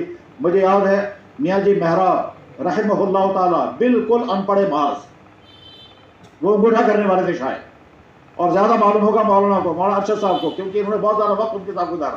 ٹھیک ہے, لیکن حیرت انگیز بات ہے مجھے یاد ہے وہ عرب میں بیان کر رہے تھے. میاں جی محراب اردو میں جملہ بولا, مولانا ارشد صاحب ترجمہ کر رہے تھے, انہوں نے ترجمہ کیا تو ہاتھ پکڑ کر غلط ترجمہ کیا تم نے. میں حیران, میں نے کہا یا اللہ یہ ہے عالم اور اردو سے عربی ترجمہ کرنے والا, یہ ہے ان پڑھے محض, اس نے جملہ بولا ایک عرب کے سامنے اور کہا ترجمہ کرو. انہیں جب ترجمہ کیا تھا کہا تم نے غلط ترجمہ کیا. یہ میاں جی محراب سے میں نے واقعہ سنا کہ حضرت مولانا الیاس صاحب رحمہ اللہ تعالیٰ نے جماعت بھیجی. 2 جماعتوں کا تذکرہ آتا ہے. ایک جماعت بھیجی ان پڑھوں کی دارالعلوم دیوبند. دارالعلوم دیوبند میں وہاں کے عظیم علماء کو ان پڑھ لوگ کیا سکھائیں گے دی. جماعت آگے وہ کہہ رہے حضرت ہم جا کر کیا کریں گے.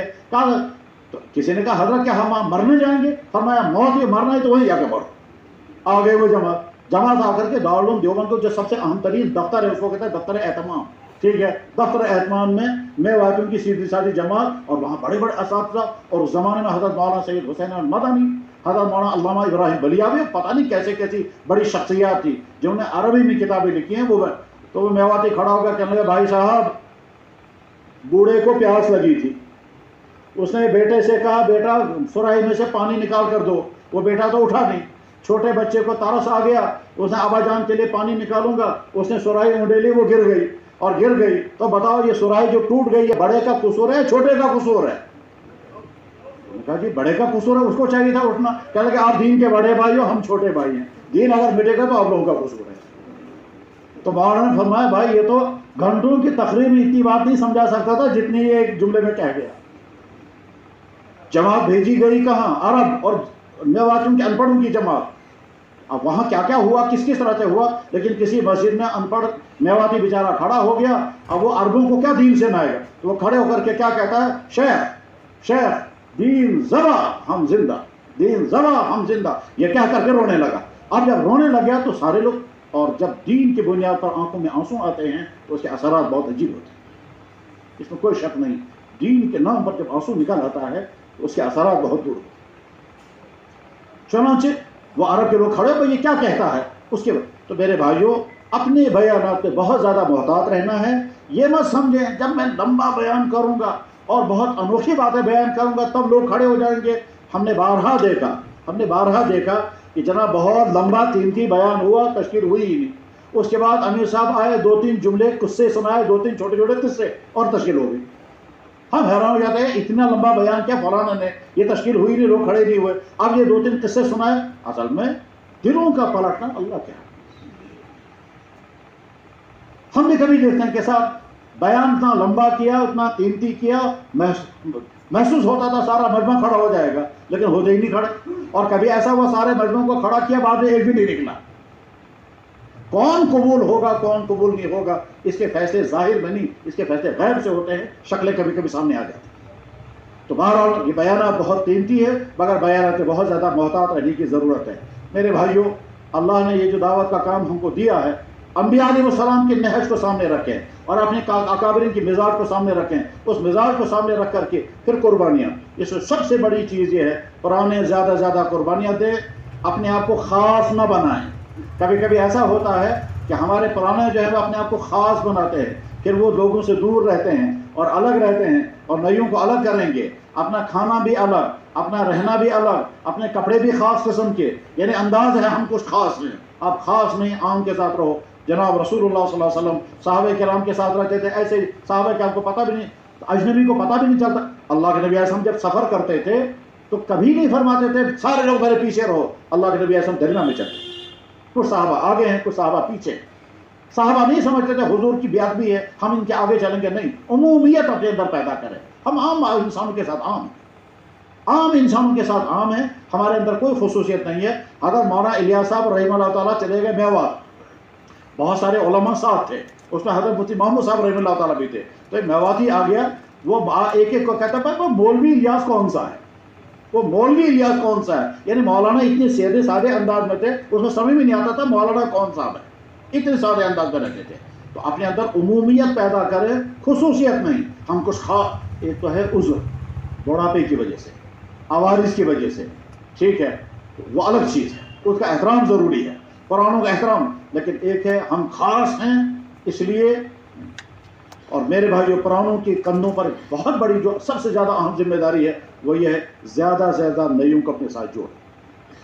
یہ نئیوں سے مراد کون لوگ ہیں؟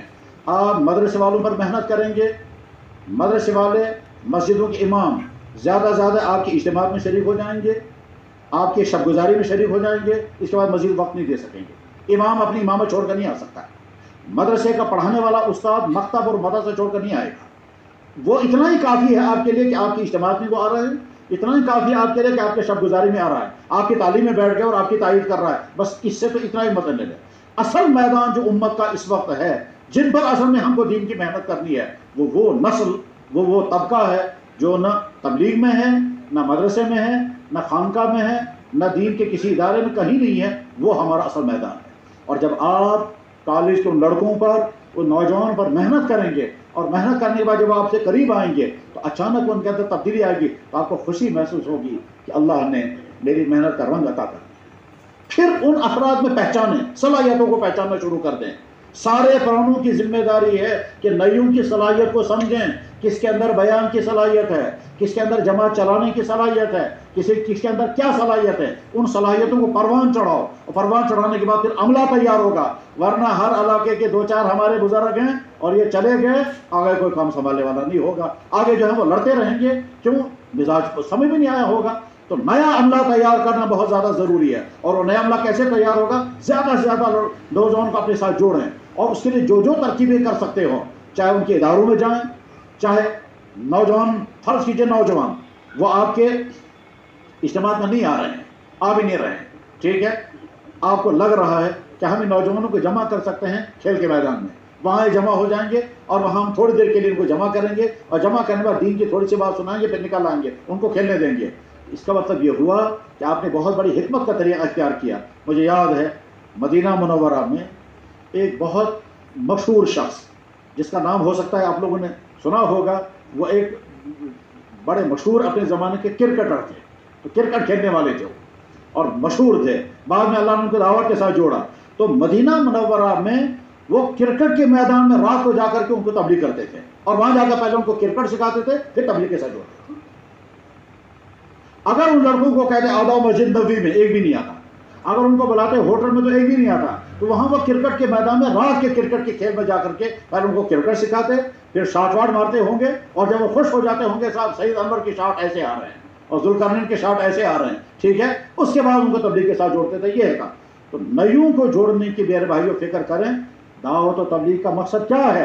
امت کے اندر دین زندہ ہو جائے. اور امت کے اندر دین زندہ ہونے کی سب سے زیادہ ضرورت کہاں ہے اس وقت؟ اس ہماری نسل میں، ہمارے ان بچوں میں، ہمارے ان بھائیوں میں جو ان تعلیمی اداروں میں ہیں جن تعلیمی اداروں میں ایمان کو بھی خطرہ ہے، جن تعلیمی اداروں میں وہ محرمات میں ڈوبے ہوئے ہیں، ڈوب بھی سکتے اور آگے، وہاں جا کر محنت ہے، اور وہی ہمارا محنت کا میدان ہے. تو ان کو اپنی محنت کا میدان بنائیں. یہ جو یہ نئی بات پھیل گئی طبقاتی کام اسلام میں نہیں ہے، غلط ہے. یہ طبقاتی کام اسلام میں کیوں نہیں ہے؟ طبقاتی کام کے نتیجے میں تو ڈاکٹروں میں جس طرح سے کام کرے گا مولوی نہیں کر سکتا. ہمارے مدرسوں میں اگر کوئی عالم آ کر کے بیان کرے گا تو حسب ہوگا. عام تبلیغ والے کو بیان کہاں سنیں گے ہمارے علماء؟ طبقاتی کام کا مطلب ہوگا جس مزاج کا انسان ہے اسی مزاج کے انسان کو آپ بھی استعمال.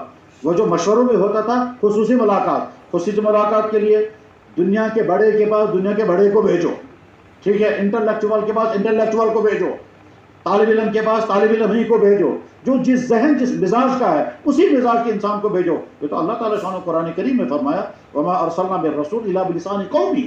اللہ تعالیٰ شانہ نبی کو وہ زبان عطا کرتا ہے جو زبان اگلے والے سمجھنے والے ہوں. زبان کے معنی لینگویج بھی ہے اور زبان کے معنی اسلوب بھی ہے اور زبان کے معنی دلائل بھی ہے. یعنی مجھے کس انداز سے بات کرنی چاہیے. سیدھی بات ہے، وہ انسان جو آدھی اردو آدھی انگریزی آدھی کشمیری بولتا ہے اور اس کا سٹائل ہے یہ، ٹھیک ہے نا، اس کے بعد سخت قسم کی عربی بولنے والا چلا جائے گا، وہ بات ہی نہیں سمجھے گی ایک دوسری. اس کے پاس تو اسی میں ذہن کا آدمی جانا چاہیے جو اس کی لینگویج میں اس کو بات کرے، اس کے اسلوب کے ساتھ اس کو بات کرے، اس کی معلومات کے دائرے میں رہ کر. تمام پرانے حضرات نیوں کو جوڑنے کی فکر کریں اور نیوں میں نئی نسل، وہ نئی نسل جو کھیل کے میدانوں میں ہے، جب آپ ان کو حوصلہ افزائی کریں گے، جب ان کو جوانوں کے واقعات سنائیں گے، جب آپ ان کو دین پر کھڑا ہونے کے فائدے سکھائیں گے. اور آج کی نئی نسل ڈرگس میں ہے، ٹینشن میں ہے، ڈپریشن میں ہے اور تعلیم نہیں ہے. تعلیم ہے، ڈگری ہے تو ملازمتیں نہیں ہیں، طرح طرح کی ٹینشنوں میں ہیں. اور اس کے بعد پھر ان کے خواب پورے نہیں ہو رہے ہیں. خواب بہت بڑے بڑے دیکھتے وہ پورے نہیں ہوتے ہیں. خواب ہیں دنیا کے، خواب ہیں ہائی فائی بننے کے، خواب ہیں رشتوں کے. وہ خواب جب پورے نہیں ہوتے تو ڈپریشن میں چلے جاتے ہیں. اور ڈپریشن پھر انزائٹی پھر کیا. اور اس کے بعد جب ان کو آپ دین کے ساتھ جوڑیں گے ان کو ایک دم بشاشت آ جائے گی. بشاشت آنے کے بعد وہ کام کے آدمی بنیں گے. اب ان کو استعمال کریں، ان کو استعمال کریں، ان کی صلاحیتوں کو دیکھیں کس کے اندر کیا صلاحیت ہے. بہت اہم معاملہ یہ ہے کہ صلاحیت کو پہچانا ضروری ہے. اللہ اکبر، اللہ اکبر. جناب رسول اکرم صلی اللہ علیہ وسلم کو خط روانہ کرنے ہیں بادشاہوں کے نام، ٹھیک ہے. اب کون آدمی خط لے کر جائے گا؟ کسی کو بٹھا کر بھیج دیتے، لیکن ایسا نہیں. اتنی گہری نظر ڈالتے تھے اللہ کے نبی علیہ الصلوۃ والسلام کہ کس آدمی کو میں کہاں بھیجوں گا. انگریز قوم عام طور پر حسن پرست قوم ہے، خوبصورتی پرست قوم ہے. اللہ کے نبی علیہ السلام نے انگریزوں میں کس کو بھیجا؟ جو صحابہ میں سب سے زیادہ حسین تھا، سب سے زیادہ خوبصورت تھا. اس کا نام تھا دہیہ کلبی. اتنا حسین کہ جب وہ مدینہ کے گلیوں میں نکلتے تھے تو منافقین کی عورتیں گرد باہر آتی تھے، وہ کتنا حسین لڑکا جا رہا. اور ایک مرتبہ حضرت ایک مرتبہ جناب رسول اکرم صلی اللہ علیہ وسلم پیدل اور دہیہ کلبی سوار، اور حضرت عائشہ حیران ہو کے دیکھ رہی ہے اس کو کیا ہو گیا دہیہ کلبی کو، یہ سوار ہے اور حضور پیدل چل رہے ہیں. حضور واپس آ گئے تو حضرت عائشہ نے کہا یا رسول اللہ مجھے بڑا تعجب ہوا، دہیہ کلبی سوار تو پیدل چل رہے تھے. تو حضور نے فرمایا عائشہ وہ دہیہ کلبی نہیں، وہ تو جبرائیل تھا، وہ دہیہ کلبی کی شکل میں آ گیا تھا کیونکہ دہیہ کلبی بہت حسین تھے. تو اللہ کے نبی نے حسن پرست قوم کے لیے جو قاصد بنا کر بھیجا وہ سب سے حسین تھا، ٹھیک ہے. نجاشی بادشاہ کے پاس آدمی کو بھیجنا تھا تو اللہ کے نبی نے بہت سوچا بہت کس کو بھیجنا چاہیے. تو عجیب نقطہ پکڑ لیا حضور نے، اس کی طرف نگاہ نہیں جا سکتی صحابہ، کس کی نگاہ میں آپ نے کہ نجاشی بادشاہ کو ایک مرتبہ مشکلات آئی تھی. ان مشکلات سے وہ ملک حبشہ سے فرار ہوا تھا. فرار ہو کر کے وہ ایک خاندان کے پاس اس کو ٹھکانہ ملا تھا اور مہینوں اس خاندان والوں نے اس کو اپنے گھر میں چھپا کے رکھا تھا. اس خاندان والوں کے پاس چھپانے کے وہ بادشاہ بچ گیا. بعد میں جب یہاں سے واپس چلا گیا تو اس کی حکومت پھر اس کے قبضے میں آ گئی. اس خاندان کے آدمی کا نام تھا عمرو بن امیہ زمری. اس کو بھیجا حضور نے سامنے کہ تمہارے خاندان کو ان پر احسان ہے، جب تم جاؤ گے تو وہ تمہارا ریسپیکٹ کرے گا. وہ خط لے کر کے گیا تو ایک دم کھڑا ہو گیا. اور اس کے بعد پھر کیا کہا تھا نجاشی نے؟ نجاشی کو جب خط آیا آنکھوں سے لگائے اور آنسو لگانے کے بعد کہا کاش میں نبی کی خدمت میں پہنچ سکوں تو ان کے نالین مبارک کے پانی لے کر کے میں پیوں. اس کا ایک سبب تھا عمرو ابن امیہ زمری رضی اللہ تعالیٰ کو اللہ کے نبی نے فرمایا یہ انتخاب کیا تھا. مردم شناسی، ساتھیوں کو پہچانو. پرانے بھائیوں کے کندھوں پر بڑی ذمہ داری ہے کہ نئے آنے والے عملے کی صلاحیتوں کو سمجھیں، ان کو پہچانیں. اس بچے کو کہاں استعمال، آپ کو بیان کرنے والے بس چند مولا ہمارے بچ گئے، وہ بھی آنے چاہیے بیان کرنے کے لیے اور آئی نہیں. کیوں نہیں آپ تیار کر رہے ہیں؟ تیار کرو اپنی نئی نسل میں. اور جیسے آپ کے کالجوں سے نکل کر آنے والے، آپ کی یونیورسٹیوں سے تیار ہونے والے افراد ہیں جن کو اللہ نے صلاحیت عطا فرمائی ہے، جب ان کو استعمال کریں گے تو ساتھیوں کو نئیوں کو استعمال کریں، بلکہ کبھی کبھی پرانوں کو سوچ کر کیا کرنا چاہیے. ہم اپنے اساتذہ کو دیکھتے ہیں اپنے مدرسوں میں، کیا لگے تمہارا نماز پڑھاؤ. حضرت آپ موجود ہیں، آپ کی موجود میں یہ کیوں نماز پڑھائے گا؟ کیا لگے اسی سے ان کو نماز پڑھنے نہیں آئے گی، چلو نماز پڑھاؤ. حضرت بیٹھے ہوئے ہیں، چلو آج جمعے کا خطبہ تم پڑھاؤ. اب وہ کہاں پر آیا بیچارہ جمعے کا خطبہ پڑھتے پڑھتے، کہا نہیں تمہیں کو جمعے کا خطبہ دینا ہوگا. اللہ اکبر. حضرت مولانا انور شاہ صاحب رحمہ اللہ تعالیٰ گئے تھے اہم ترین کام میں، ساتھ میں حضرت مولانا قاری طیب صاحب. حضرت مولانا قاری طیب صاحب کو بھی بیان کرنا تھا. تو اب مولانا قاری طیب صاحب کہہ رہے حضرت آپ کی موجودگی میں کیسے کھڑا ہو جاؤں گا؟ کہہ لگا کیوں نہیں کھڑے ہوں گے؟ کہہ لگا حضرت میں کیا بیان کر سکوں گا آپ کی موجودگی میں؟ فرمایا یہی کھڑے ہو کر کہنا، میں مولانا کی موجودگی میں بیان نہیں کر سکتا، یہی کھڑے ہو کر کہنا، مگر کھڑے ہونا پڑے گا تمہیں. یعنی ساتھیوں کو کھڑا کرنا ہے، کام سکھانا ہے. اور اگر کسی نے بیان اچھا کیا تو پرانے ساتھیوں سے حوصلہ افزائی کریں، بہت اچھا، تم نے بہت اچھا بیان کیا، اب یہ جو مطالعہ کرو. اور فلانے جو ہمارے پرانے بیان کرنے والے ہیں، فلانے مولانا صاحب، فلانے ڈاکٹر صاحب، ان سے ملو اور ان سے اور زیادہ فائدہ، اس کو حوصلہ ملے گا. اور حوصلہ ملنے کے بعد پھر وہ اور ازا بیان کرنے لگے گا تو افراد تیار ہوں گے، علاقوں میں افراد تیار ہو جائیں گے. میرے بھائیوں، پرانوں کے کندھوں پر ایک بڑی اہم ترین ذمہ داری ہے اپنی مالی معاملات ٹھیک صاف رکھنے، خصوصاً مراکز میں. مراکز کا مطلب کیا ہوتا ہے؟ جہاں آپ کی شب گزاریاں ہوتی ہے، وہاں ساتھیوں سے یہ جو زر تعام لیا جاتا ہے، وہاں جو برتن ہوتے ہیں، وہاں جو چیزیں ہوتی ہیں. کتنی افسوس کی بات ہے اگر کبھی کوئی شکایت آنے لگے، کیا لگا صاحب فلاں علاقے فلاں ذمہ دار ہیں وہ وہاں چیزیں گھر لے جاتے ہیں، فلاں علاقے فلاں ذمہ دار ہیں وہ اپنے جاننے والوں کو چیزیں دیتے ہیں. جناب اللہ اکبر، ایک جگہ لڑائی ہو گئی کس بات پر؟ کیا لگا وہ ساتھی نے جو ہے وہ سن دے جو اس میں کھڑا کا سوچو. اپنے مالی معاملات کو بالکل صاف رکھیں، بھوکا رہنا گوارا کر لیں مگر مالی معاملات پر. ہمارے بزرگوں کا عالم یہ تھا، مرسا مظاہرین سہارنپور میں ایک عالم تھے، ان کی ڈیوٹی تھی مطبخ میں جا کر کے کھانا چیک کرنا، کھانا ٹھیک ہے یا نہیں، تاکہ طلبا کو صحیح کھانا ملے. تو جب جاتے تھے پیسہ دیتے تھے، اس میں سے کھانا لیتے تھے، اس میں تھوڑا سا چکھتے تھے، پھر سالن واپس ڈالتے تھے. کہتے اگر میں ایسے لوں گا تو میرے لیے جائز نہیں ہے، اس لیے میں چکھنے کے حد تک بھی میں اس میں سالن میں سے نہیں لوں گا. اتنی احتیاط برتنی ہوتی ہے. تو اس لیے اپنے جو شب گزاری کی جگہ ہیں وہاں بہت ماحول صحیح رکھیں، اور شب گزاری کی جگہ پر اعمال زیادہ کرائیں. ایسا نہ ہو مشورے بہت لمبے اور اعمال ہے ہی نہیں. جناب والا شب گزاری ہو رہی ہے، ایک نے بھی تہجد نہیں پڑھی. یہ کیا شب گزارے؟ دعوت و تبلیغ کی شب گزاری اور تہجد ایک نے بھی نہیں پڑھی، رات کو ایک بھی نہیں دعاؤں کے لیے اٹھا. یہ نہیں، ساری مسجد جو ہیں وہ گونجنی چاہیے کیونکہ شب گزاری ہو رہی ہے، دعوت والوں کے سب چلے. دعوت اور دعا یہ دونوں لازم و ملزوم ہیں. خالی دعوت ہوگی، دعا نہیں ہوگی تو بے روح ہوگی. اور اگر دعائیں بہت ہوں گی لیکن کام نہیں ہوگا تو دعاؤں تو اللہ سنتا ہے مگر اللہ کام بھی چاہتا ہے. کام کرو. اسی لیے اللہ کے نبی علیہ السلام نے محنت کی. محنت کے نتیجے میں میرے بھائیوں اپنے آج کے بزرگوں کی قدر کریں، اور آئندہ جو حالات آنے والے ان حالات کے لیے پہلے سے تیار رہیں. وہ حالات کیا آنے والے ہیں؟ حالات آنے والے ہیں سارا کام آپ کے کندھوں پر آئے گا. اس کے بعد اللہ اس وقت کس آدمی کو کھڑا کرے گا؟ وہ اگر ہمارا چھوٹا سا بچہ بھی ہوگا، ٹھیک، ہمیں اس کی اطاعت کرنی ہوگی. ہمارا چھوٹا بچہ بھی ہوگا، اس کو بھی امیر، جو امیر بن گیا وہ ہمارا سربراہ، ٹھیک. اور چاہے لیکن یہ نہیں کہ صاحب بڑے چلے گئے، اب کیا کریں گے، اب کون کرے گا، جانے دو. اب اللہ خدا نخواستہ کسی جگہ کے ساتھیوں میں اگر یہ مزاج آ گیا کہ صاحب بڑے تھے تو ہم تھے ساتھ، اور جب بڑے نہیں رہے تو اب کیا کریں گے، جانے دو. اللہ کے نبی علیہ السلام دنیا سے رخصت ہو گئے، ان سے بڑا اس کائنات میں کون تھا؟ ٹھیک. صحابہ کرام کی کمریں ٹوٹی ہوں گی. کمریں ٹوٹنا تو بہت چھوٹا سا لفظ ہے. صحابہ کرام کو کیا بیتی ہوگی اس وقت جب اللہ کے نبی علیہ السلام دنیا سے رخصت ہوئے تھے اور اللہ کے نبی فرما چکے تھے اب اس دنیا میں سب سے بڑا حادثہ میرا دنیا سے جانا ہے.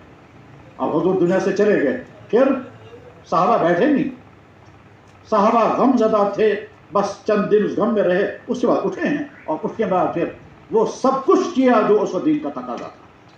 وہ سب کچھ کیا. اور کیا کیا دین کا تقاضا تھا وہ عام مجمع میں بیان کرنا بہت دیر طلب ہے. وہ تو جو بڑے بڑے پڑھے لکھے انسان ہیں، جو محقق، جو تحقیق کرتے ہیں، وہ سمجھتے ہیں کہ جب اللہ کے نبی دنیا سے رخصت ہو گئے تو کیسا مشکل ترین دور آ گیا تھا امت پر. بلکہ کچھ انگریزوں نے تو لکھا ہے کہ اگر صحابہ نہیں ہوتا تو دین ڈوب چکا ہوتا. وہ تو صحابہ نے بچا لیا اس وقت دین کو، ایسے حالات آ گئے تھے. اللہ के नबी दुनिया से रुखसत हो गए, सहाबा गमज़दा, ठीक है। बाहर से बहुत बड़ा खतरनाक हमला होने वाला है और उसके दिफा के लिए अल्लाह के नबी सब एक फौज तैयार कर चुके थे, उसको कहते हैं जैश उसामा। तकरीबन 10 मुल्कों में लोग मुर्तद होने लगे। उन मुर्तदों से इधर से एक मुल्क में नए झूठे नबी पैदा हो गए, उनका मुकाबला करना है। उधर से मक्का मुकर्रमा में कुछ लोग मुर्तद हो गए, उनका मुकाबला करना है। उधर से सहाबा गमज़दा हैं। गरज ये कि सारे हालात एकदम आ गए, तो सहाबा किराम ने अपने आप को खड़ा किया और उन तमाम हालात को, और उसके बाद फिर मुल्कों तक दीन पहुंचा। तो बड़े जब नहीं रहेंगे तो अगले वालों को दीन। हज़रत सिद्दीक़ अकबर ने क्या फरमाया था मन कान मिनकुम याबुदु मुहम्मदन फइन्न मुहम्मदन कद मात। जो मोहम्मद सल्लल्लाहु अलैहि वसल्लम की इबादत करता था वो सुने, मोहम्मद सल्लल्लाहु अलैहि वसल्लम दुनिया से रुखसत हो चुके हैं। और मन कान याबुदुल्लाह फइन्नल्लाह हय्युन ला यमूत, और जो अल्लाह की इबादत करता था अल्लाह जिंदा है। हम दावत का काम कर रहे हैं अल्लाह की रज़ा के लिए, हम दावत का काम कर रहे हैं उम्मत में दीन जिंदा करने के लिए। आज एक फ़र्द है, कल नहीं होगा। हज़रत मौलाना इलियास साहब नहीं रहे, फिर क्या दावत का काम रुका? हज़रत मौलाना यूसुफ साहब नहीं रहे, फिर क्या दावत का काम रुका? हज़रत मौलाना इमामुल हसन साहब नहीं रहे, फिर क्या दावत का काम रुका? दावत चलती रहेगी, जो जुड़ा रहेगा उसका दीन महफूज होगा। और उन तक भी आपको अल्लाह ने दीन हक अता फरमाया और हक का रास्ता अता फरमाया। इत्मीनान के साथ, इंशरा के साथ अल्लाह ने हमको हक पर खड़ा किया है। और उस वक्त जबकि हम बिगड़ सकते थे, जैसे बहुत सारे जो हैं वो रास्ते से हट गए, सुन्नत के नाम पर, सुन्नत के दावत को सुन्नत पर लाना है और दावत को अपने नहज से हटा दिया गया।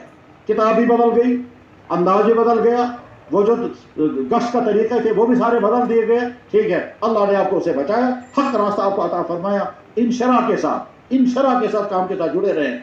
हर जगह अपने अपने इलाके को, उलमा को अपने से करीब करें। मदारिस को अपना मदरसा समझें, मदरसों में जाना, उन मदरसे वालों को हर जगह मदरसे में जा करके सहरोज़ा नहीं तो कम से कम 24 घंटे की जमातें निकलवाया करें और वहाँ जा कर को अपने साथ जोड़ें और ख़ुद वहाँ जाकर रहें। इस तरह से इंशाअल्लाह दावत की ये मेहनत इखलास के साथ, दुआओं के साथ, कुर्बानियों के साथ, मुजाहिदों के साथ और नहज की हिफाजत के साथ अगर चलती रहेगी तो इंशाअल्लाह बेशुमार इंसानों की हिदायत का ज़रिया बनेगा यही काम। अल्लाह फरमाते हैं वल तकुम मिनकुम उम्मतुन यदऊना इलल खैर, तुम्हें जमात ऐसी होनी चाहिए जो उम्मत को खैर की तरफ बुलाए। हमें अल्लाह से मांगना, या अल्लाह उस जमात में हमारा नाम शामिल करना। अल्लाह फरमा रहे उससे ज़्यादा बेहतर इंसान कौन है जो इंसानों को अल्लाह की तरफ बुलाए। हम अल्लाह से मांगेंगे या अल्लाह हमें उस जमात में शामिल फरमा जिनके बारे में अल्लाह ये आयत आपने नाज़िल फरमाई, हम पहली सफ़ में नहीं आखिरी सफ़ में, मगर हम और उस जमात में शामिल होने के लिए जितनी सलाहियतें, जो खूबियाँ, जो सिफ़ात होनी चाहिए, या अल्लाह हमारे अंदर वो सिफ़ात पैदा फरमा। व आखिरु दावाना अनिल हम्दुलिल्लाहि रब्बिल आलमीन बिरहमतिका या अरहमर राहिमीन। सुब्हानल्लाहि व बिहम्दिही, सुब्हानल्लाहि व बिहम्दिही, सुब्हानकल्लाहुम्मा व बिहम्दिका नशहदु अल्ला इलाहा इल्ला अंता नस्तगफिरुका व नतूबु इलैक।